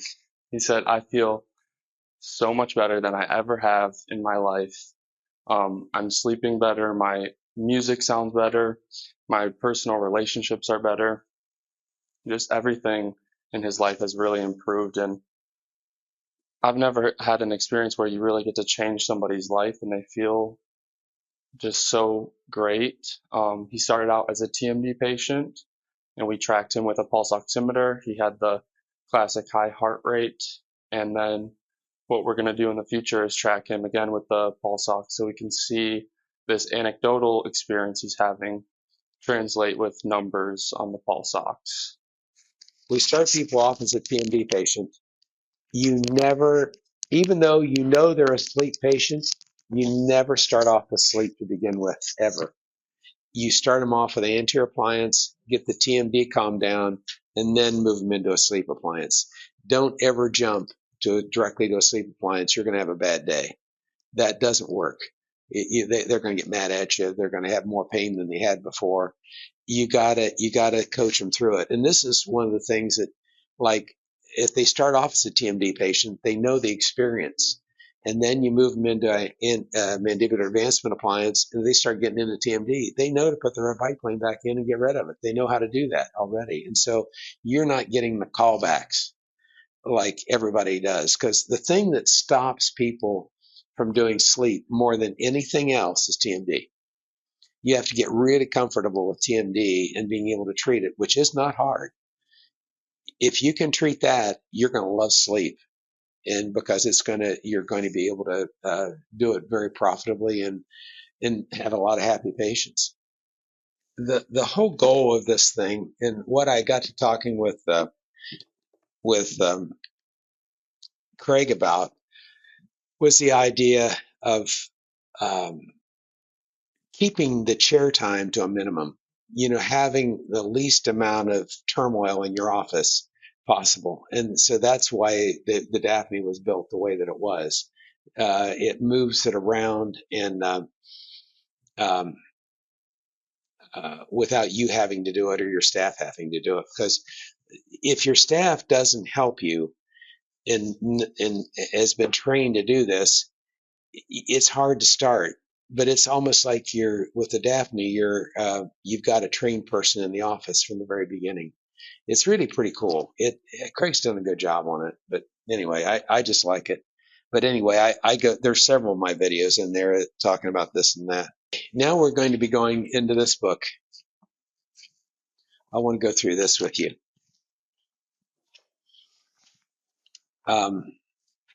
Everything that's except one. There's one slide, only one slide because I made it last night. That's not in there, but it's in here. So I'll go on with that. So this is a series of 12, 14 patients, and this would be how the pulse oximeter recording would come back to you. And I want to go through just reading it, and let me show you what to look for in these patterns. So this is a patient presenting as normal, but it's really a TMD patient with no significant desaturations. So here's what it looks like. 200. You send that to a sleep physician, and they're going to say that patient doesn't have sleep apnea. The dentist is just going overboard. We don't have any need to treat you because this is not sleep apnea. But this is a woman, and she's able to keep her airway open by clenching her teeth. I'm going to show you the graph of how that works when we move on, but I want to go here first. Anyway, so this is her. But look at this. Here's the heart rate. Whenever you get a TMD patient, normally the blue graph will be fine, the oxygen, and the green graph, the heart rate, will be crazy. That is the classic TMD patient. You'll see that over and over and over and over again. I bet you half the people I see is this pattern right here. And so what I do is, this is a slide you don't have. What I did is I put a slide of normal in here with it. So this, I put a normal one here, smaller, and I just lay that in front of them and I show, okay, do you see any difference between yours and the normal? And they'll say, oh my goodness, yes. Look, my heart rate's going all over the place. And I said, that's what you need to see. That is the TMD stuff. And I'll explain that more as I go along. But I always take a normal and put it and show it right beside their own recording. Now, here's a TMD only, and they present it as TMD, but it's not. This is a scary one. This is the person, women who have high sleep apnea rates early on in life die more frequently than men. This is a risky one here. Okay, so she came in as TMD only, but look at this. She's a 27, and she has almost no daytime sleepiness, no trouble, just has TMD. And so she's a 27 here, but look over here. Her oxygen 153, 152, something like that. So that means she is totally desaturating her whole body of oxygen. She has no reserve hardly left at all of oxygen. That's what this means. And 83% of the night, she's disturbed. She's not sleeping well. She's in light levels of sleep. Okay, now how could this all be? Well, look at this. The heart rate looks like the one I just showed you. It's a previous one. So here's the heart rate, and it just looks like the first patient. But look at the other graph. It's going crazy.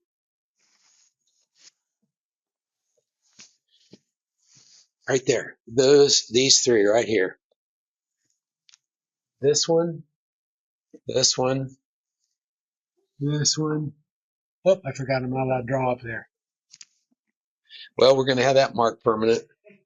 What is this? This is really important to learn. This is REM.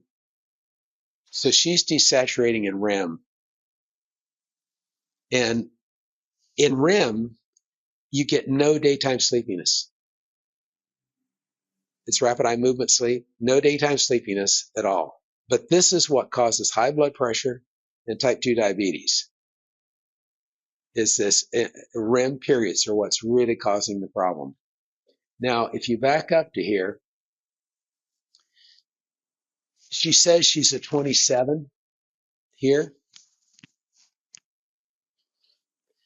But if you look at it, if you look at this one and this one and then this one, that'll be on all the graphs from now on.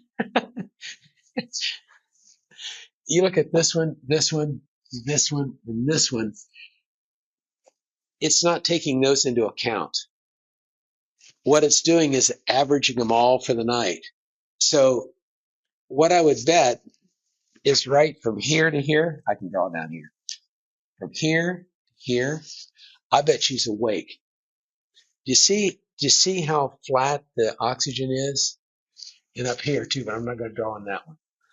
And she's probably awake from here to here because this looks so flat. And then the heart rate down here is calmed down too. You see that? So that RDI, respiratory disturbance index, is the average for the whole night from here to here. But if you just pull this one, this one, this one, and this one out, her RDI would probably be 60 or 70. So she is extremely severe. And this is the one to be careful of, because I think she could very well be at risk. And she came in as a TMD patient. And people like this are treated all the time because they have no daytime sleepiness. And they'll say, well, that can't be a sleep patient. She's probably 40, a little bit older maybe. So I really want you to, this is one I just added because This is a really important one to look. Whenever you see somebody with this grouping and this pattern, that's a problem. So when you're doing your TMD work, are you doing pulse oximetry before and after? No, that's hard. People won't allow it. They won't do it to begin with. What I do is I get rid of the TMD, and then I think actually giving a person a TMD appliance, any biplane, mine, anybody's, and then not following it up with a pulse oximeter or a sleep study or something is really doing them a disservice, because they really should only be in a biplane for a short amount of time, maybe 7, 8 weeks to get them comfortable, and then move them into a sleep appliance. Because this is serious. You're going to take care of her complaint, which is the TMD. The headaches are going to be pretty well gone, but this stuff is all going to remain. But I can only get probably half of the people to run pulse ox. Did you say half? Half at the end of the TMD, and so that's a problem that I have, is getting people to actually do a 3-night. We charge for the dispensing the pulse oximeter. You can't do all this stuff for free. You just can't. Not that it's that expensive to do this, but it costs time and money, and you got to buy the pulse oximeters. You've got to take time to read them. You got to print the paper. You got to, it's just, you got to charge for it. I would like to not charge for it. What we should do is just bump the appliance another $150 and then just include it at the end and make them pay for it in the beginning. We might start doing that. That's a good idea. I like that. So anyway, you get this pattern. Just kind of burn this one in your mind. When you see these random blurbs like this, that's probably a REM too. That's probably a REM. They occur every 90 minutes. They occur in 90-minute increments. So when you see, like, this is pretty classic. That's about an hour. So watch out for that one, whether it's male or female.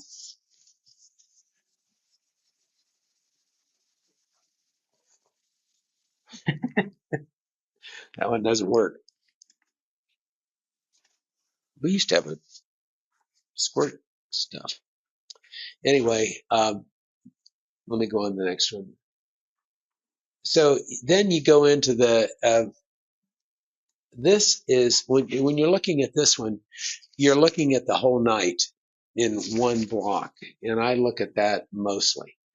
But now if you go forward into the next page, that starts over like this from here to here is really expanded. So you can see how this is probably awake because it's very stable, and this is very stable here too. And then as you go on, you get into the really bad ones here. They're just more evident to me on that first page.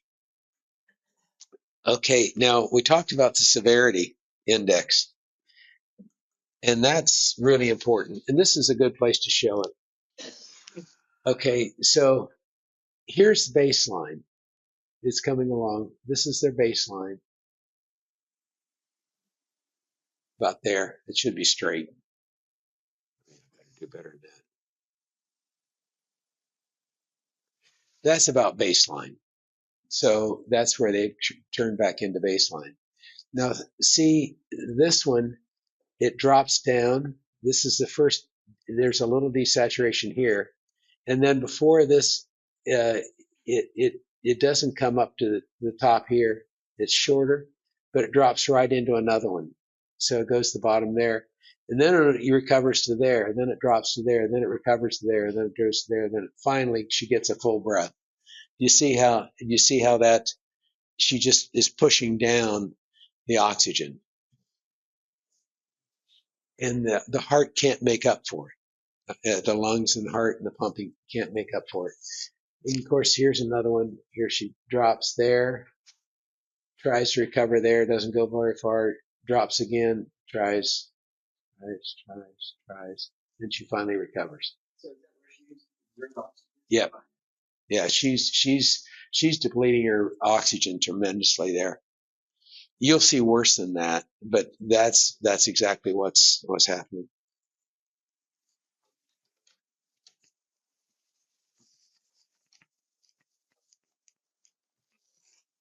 Okay. Oh, these lines here. See the line underneath here and there? That means I can't draw up there, but it means cycling.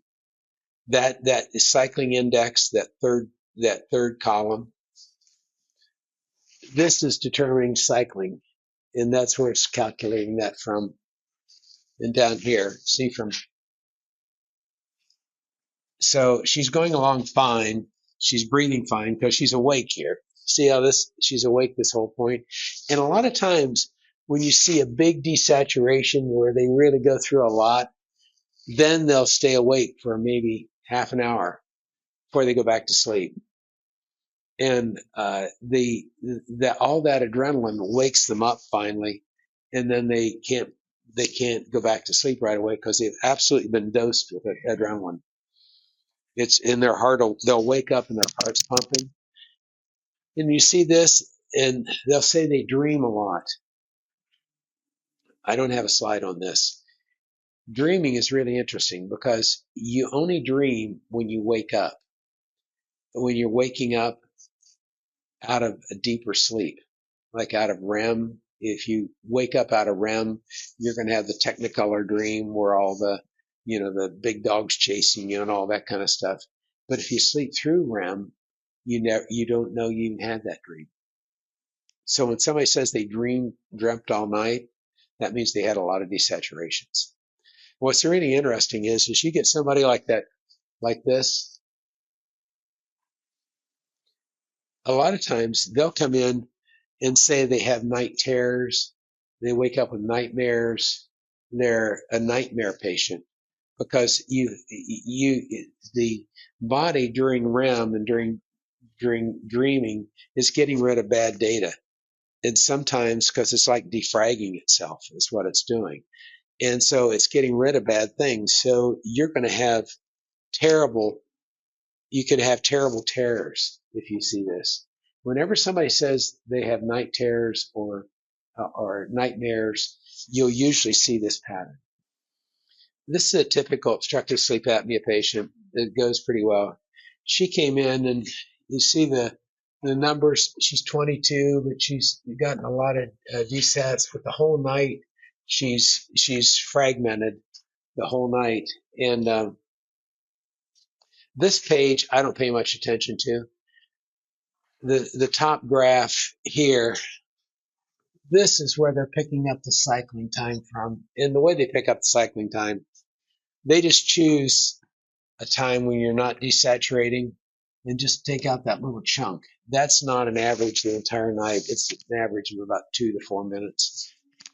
But this woman was really interesting. She had came in only for headaches, fibromyalgia, general achiness, pain. She was seeing a psychiatrist 3 days a week, every week. She had severe depression, a lot of medications, and this is what she looked like. And she just been treated for high blood pressure. And so as you go along, this doesn't really show much. I'm going to go right, but look, this is after post-treatment. See how that block went up compared to because before it was down to 88, up to about 92. It just shows when it's up like that, you're in good shape.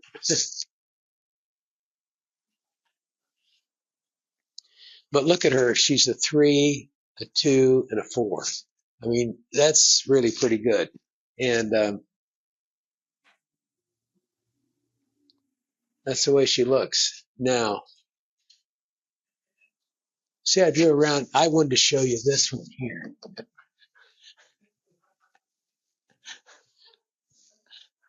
But look at it. See this block down here? I hadn't talked about this yet. That's motion artifact. That's not real. It just happened to be drawn around the right thing.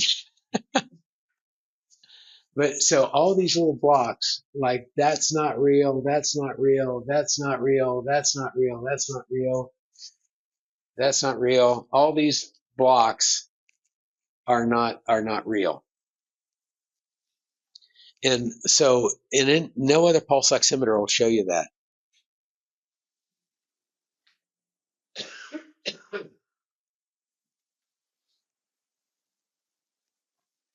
Because this desaturation is not physiologically possible.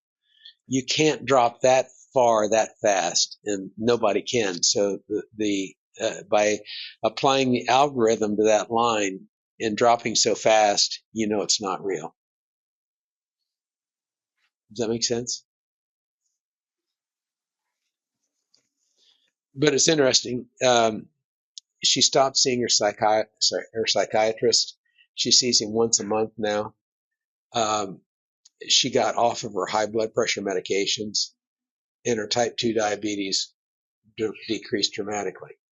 Blood sugars came back into fairly normal ranges. The difficult OSA patient, she came in as a TMD patient, and it was really interesting because she came in as TMD, and I just got the sense that she was having trouble with sleep. And I said, before I do any TMD care for you, I want you to run a pulse oximeter because I think you have sleep apnea. And this is when I was more contentious than I am now. And she said, I don't have sleep apnea. And I said, well, I think you do. And so she left. Next time she brings her husband in and she says, he thinks I have sleep apnea. Do I have sleep apnea? You don't have sleep apnea. It was really funny. I mean, it really was classic. You'll never see a bigger bulldog than her saying that she did not have sleep apnea.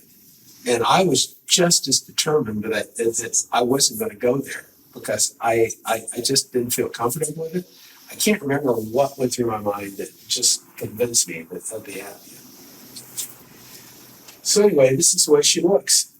I mean, that's a pretty severe sleep apnea patient. I mean, but look at the active heart rate. That's her TMD. Okay, got her down to a 3. Hallelujah. I mean, I thought that was pretty good. Well, I didn't know as much then as I know now. I would have done this differently. So she comes in and she's looking pretty good.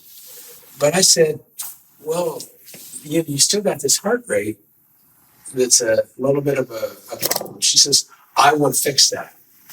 I should have said, well, we're going to just wait around and see if it goes away. You know, is what I should have said. But instead, I didn't know what to say this time because I hadn't done enough heart rate studies.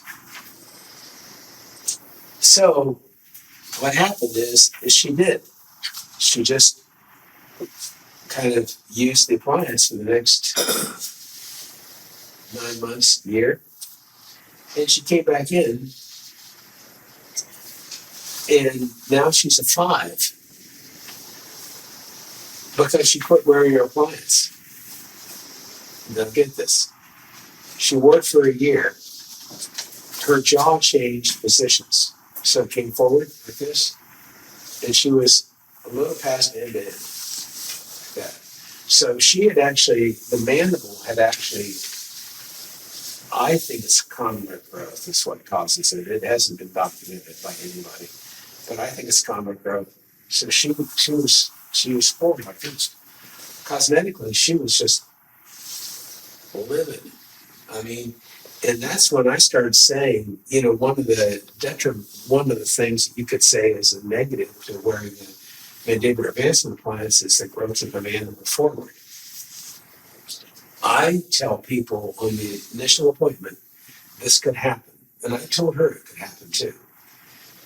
Now, and I also said that if it happened and I was the patient, I would pray for that to happen because this patient is now at a 5 without any appliance.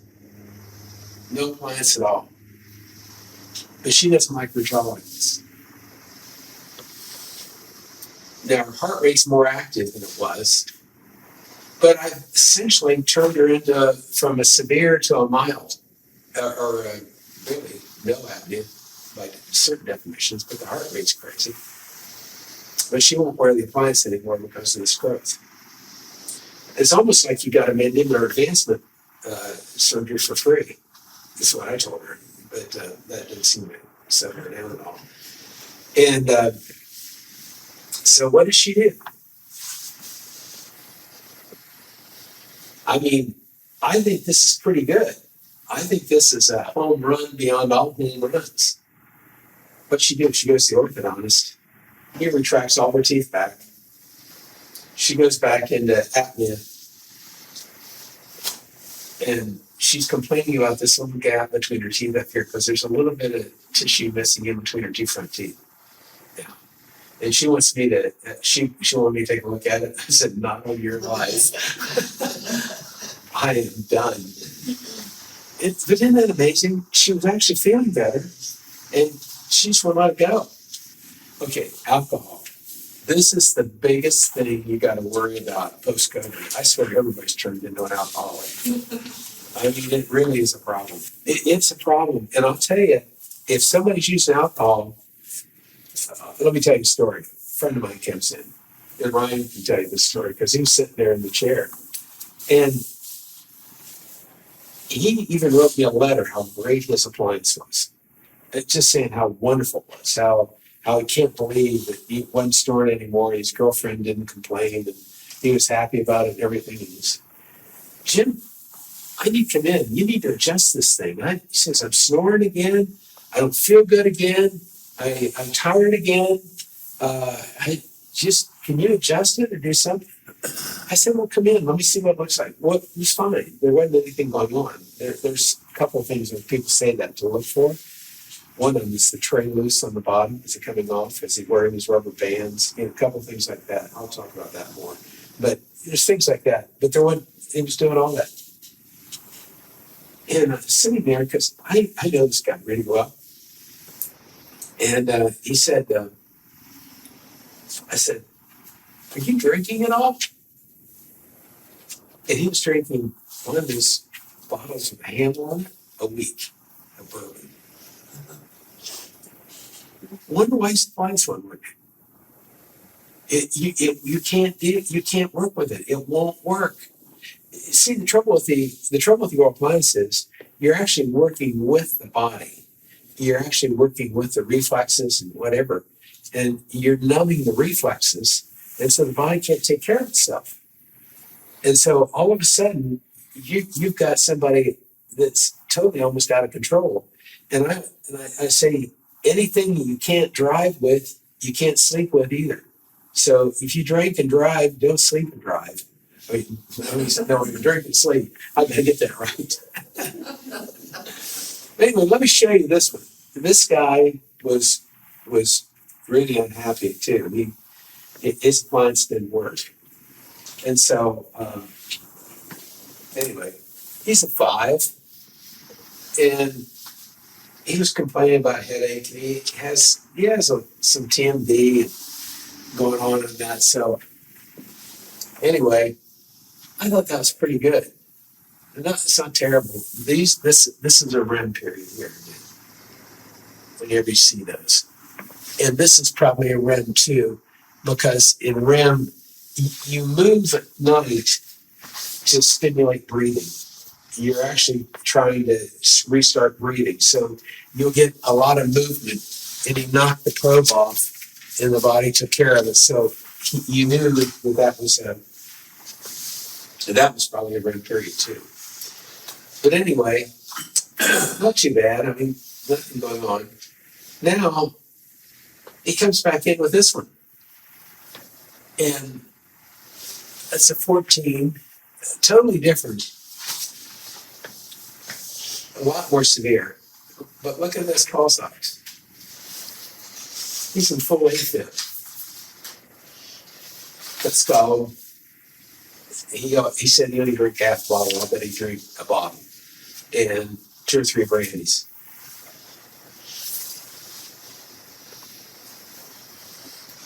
And your appliance is not going to work.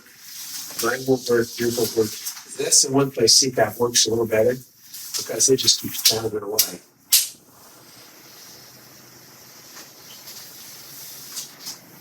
Okay, here's heart failure.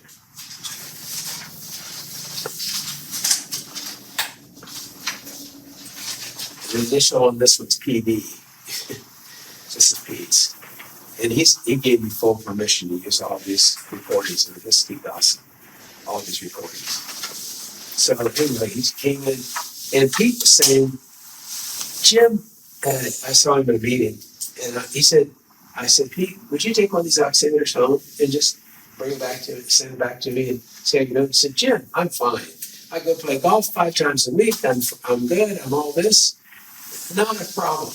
Not a bit of a problem. Well, you know how Pete was a go-getter. I mean, there was no, he hit only in high gear. And down here, you'll notice it says air exceeds 10%. That has nothing to do with you doing it wrong. That has to do with patient movement. So that's not that you did anything wrong with the oximeter. That's not the oximeter error. That is the patient error. And when you see this error report come up, that's almost diagnostic for them having sleep apnea, because they're knocking the probe off so much, or they're moving so much, and people move a lot when they have sleep apnea. So when you see this, that's actually an indicator of sleep apnea. But here's Pete. I'm fine. Yeah, right. A lot of ink there. Okay, now this is the question you ask. Where's the Cheyne-Stokes? You can see maybe a little bit of it here. I wasn't adept at noticing Cheyne-Stokes when I did Pete. Pete was the first one I took through this whole process, because I looked at this and I wasn't even going to a sleep position. He wouldn't go. He said, I'm not going, Jim. I'm just not going to do it. So anyway, here's the classic sleep apnea. See the down, down, up, down, down, up, down, down, up. Sawtooth pattern. That's sleep apnea.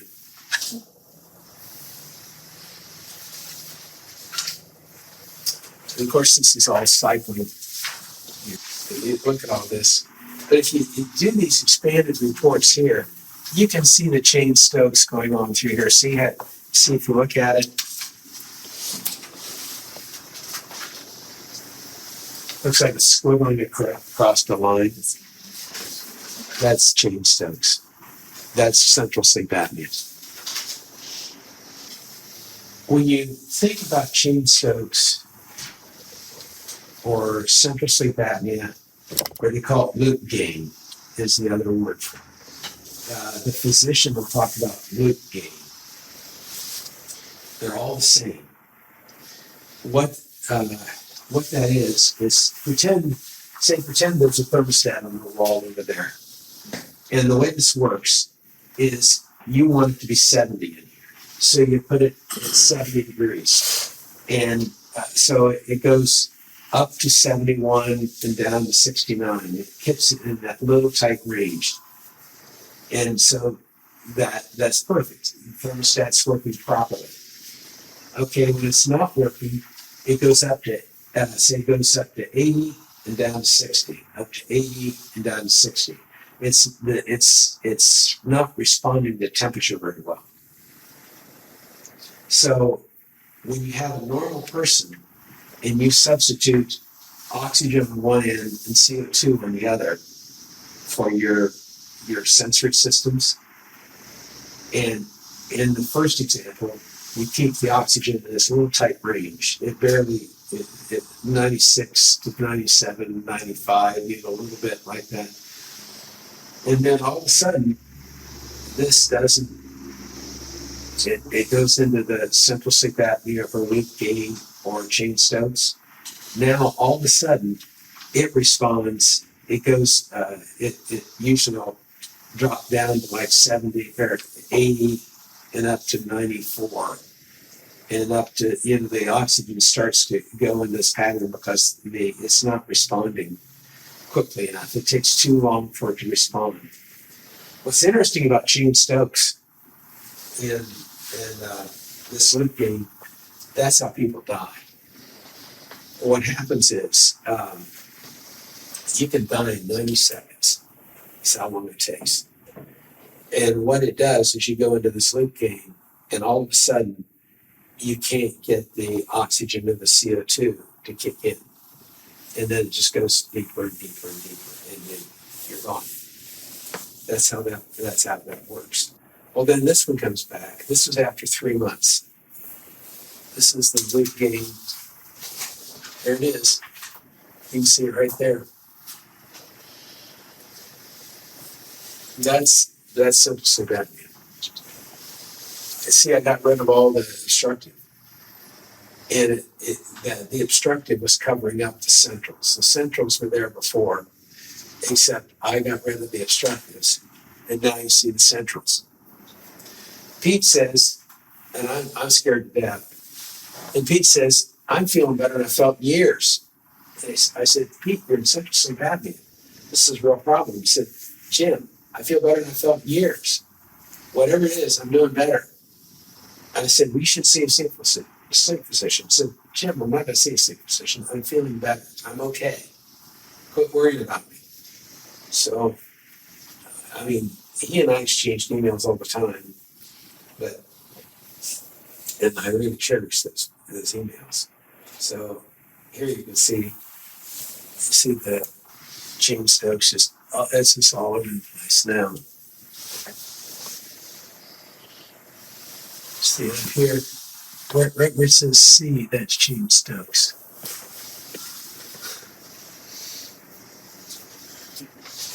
Let's see all over everywhere. Okay, now, so I went down to St. Pete. Well, that was a permanent one. Pretty soon we're going to have a really interesting board here.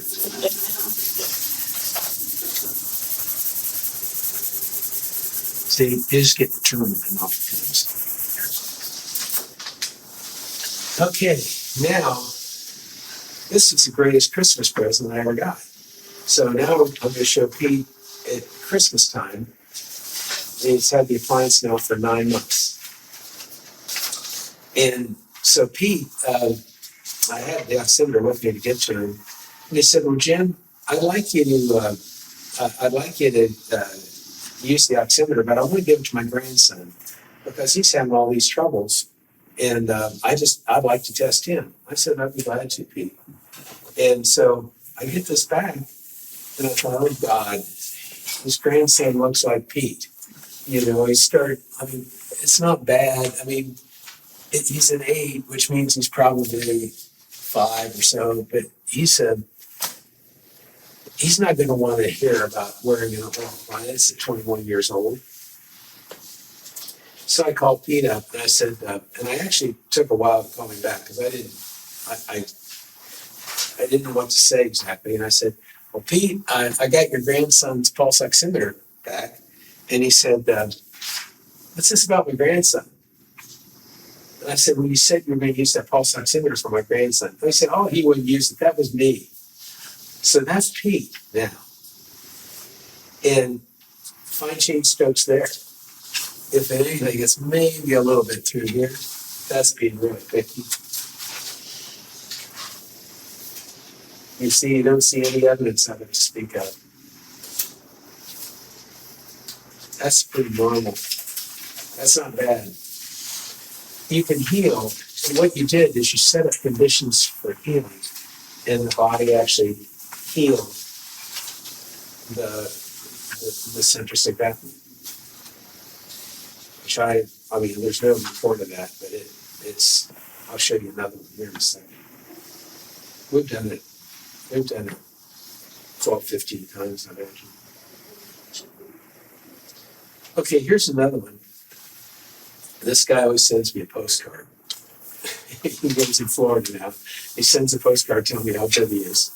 And so he came in, he was feeling terrible. It was really neat. And anyway, look at him. You know, he's just all over the place. And he wasn't feeling very good. He didn't have any energy. And he sends me a picture of him out on the beach. But you can see Jane Stokes in this. I didn't pick it up as Jane Stokes. So here he is at 27. But he still is not really very good. He must have gotten on his stomach or something. That's what this is here. I wasn't as good at following it up, but you don't really see much Jane Stokes there. Maybe a little bit on this page. Okay, this was the best. This one was the best.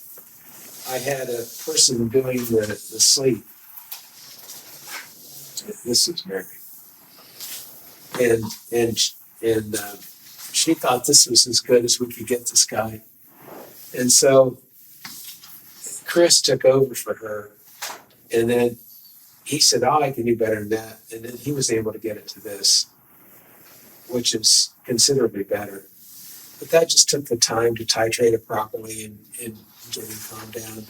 I'd love to get a pulse oximeter reading on him now. It's probably going to be a whole lot better. Now, this is a crazy one. And I just put this one in too because she's not very happy. This is, and she has narcolepsy. And narcolepsy is when the person will go right into REM during the day. And there's something called REM drive, and the body demands REM. And if you don't give it to it at night, it's going to decide to kick in sometime, and then all of a sudden it's going to happen. And so anyway, she's not happy with the oral device, and she's complaining about it and all this stuff. And she's a hard one to start with. But look at her numbers. 1, 0, 0. Oh, what's that? That looks pretty good. So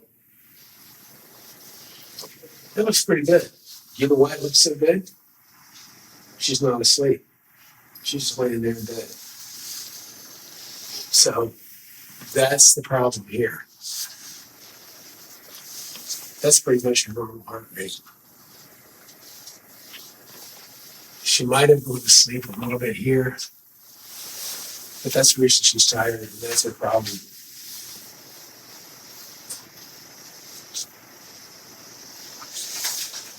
Here's another night of her. She tries to go into sleep, and this is the reason we need to do 3 nights, because the night before this, she didn't sleep at all, I don't think. Now, this is the second night, and she's sleeping some, but every time she goes in to go to sleep, she knocks off the probe, which means she's probably dropping into REM. And so that's the issue. Just another night. So you're doing 3 nights on everybody? 3 nights. I didn't show you 3 nights on everybody because they were pretty much the same, but hers were all different. And but I just wanted to see that she knocks off the probe all the time. So whenever she goes into REM, she goes off the probe. This one, she is asleep. See her heart rate? That's good. She just cannot wear the appliance and stay up and go to sleep. We talked to her a little bit about some things she can do, especially wearing the oral, using that pillow that I talked to you about. Here's one, and I put this paper on the end. It's not a published paper. It's one we wrote but never published it. But anyway, this person, I always say the airway should be as big as their thumb. Her airway's fine. Looks great from the lateral ceph, but it's not fine. She has, and I took it twice to make sure that we duplicated it. It usually looks smaller. It looks like this, where the airway's tiny. But anyway, this paper on the end of it is the highway position variation in maneuver advancement treatment. This goes through how we use the lateral ceph pretty clearly. So you can go through, if you want to learn the lateral ceph technique, I'm not going to go through it, but it's here.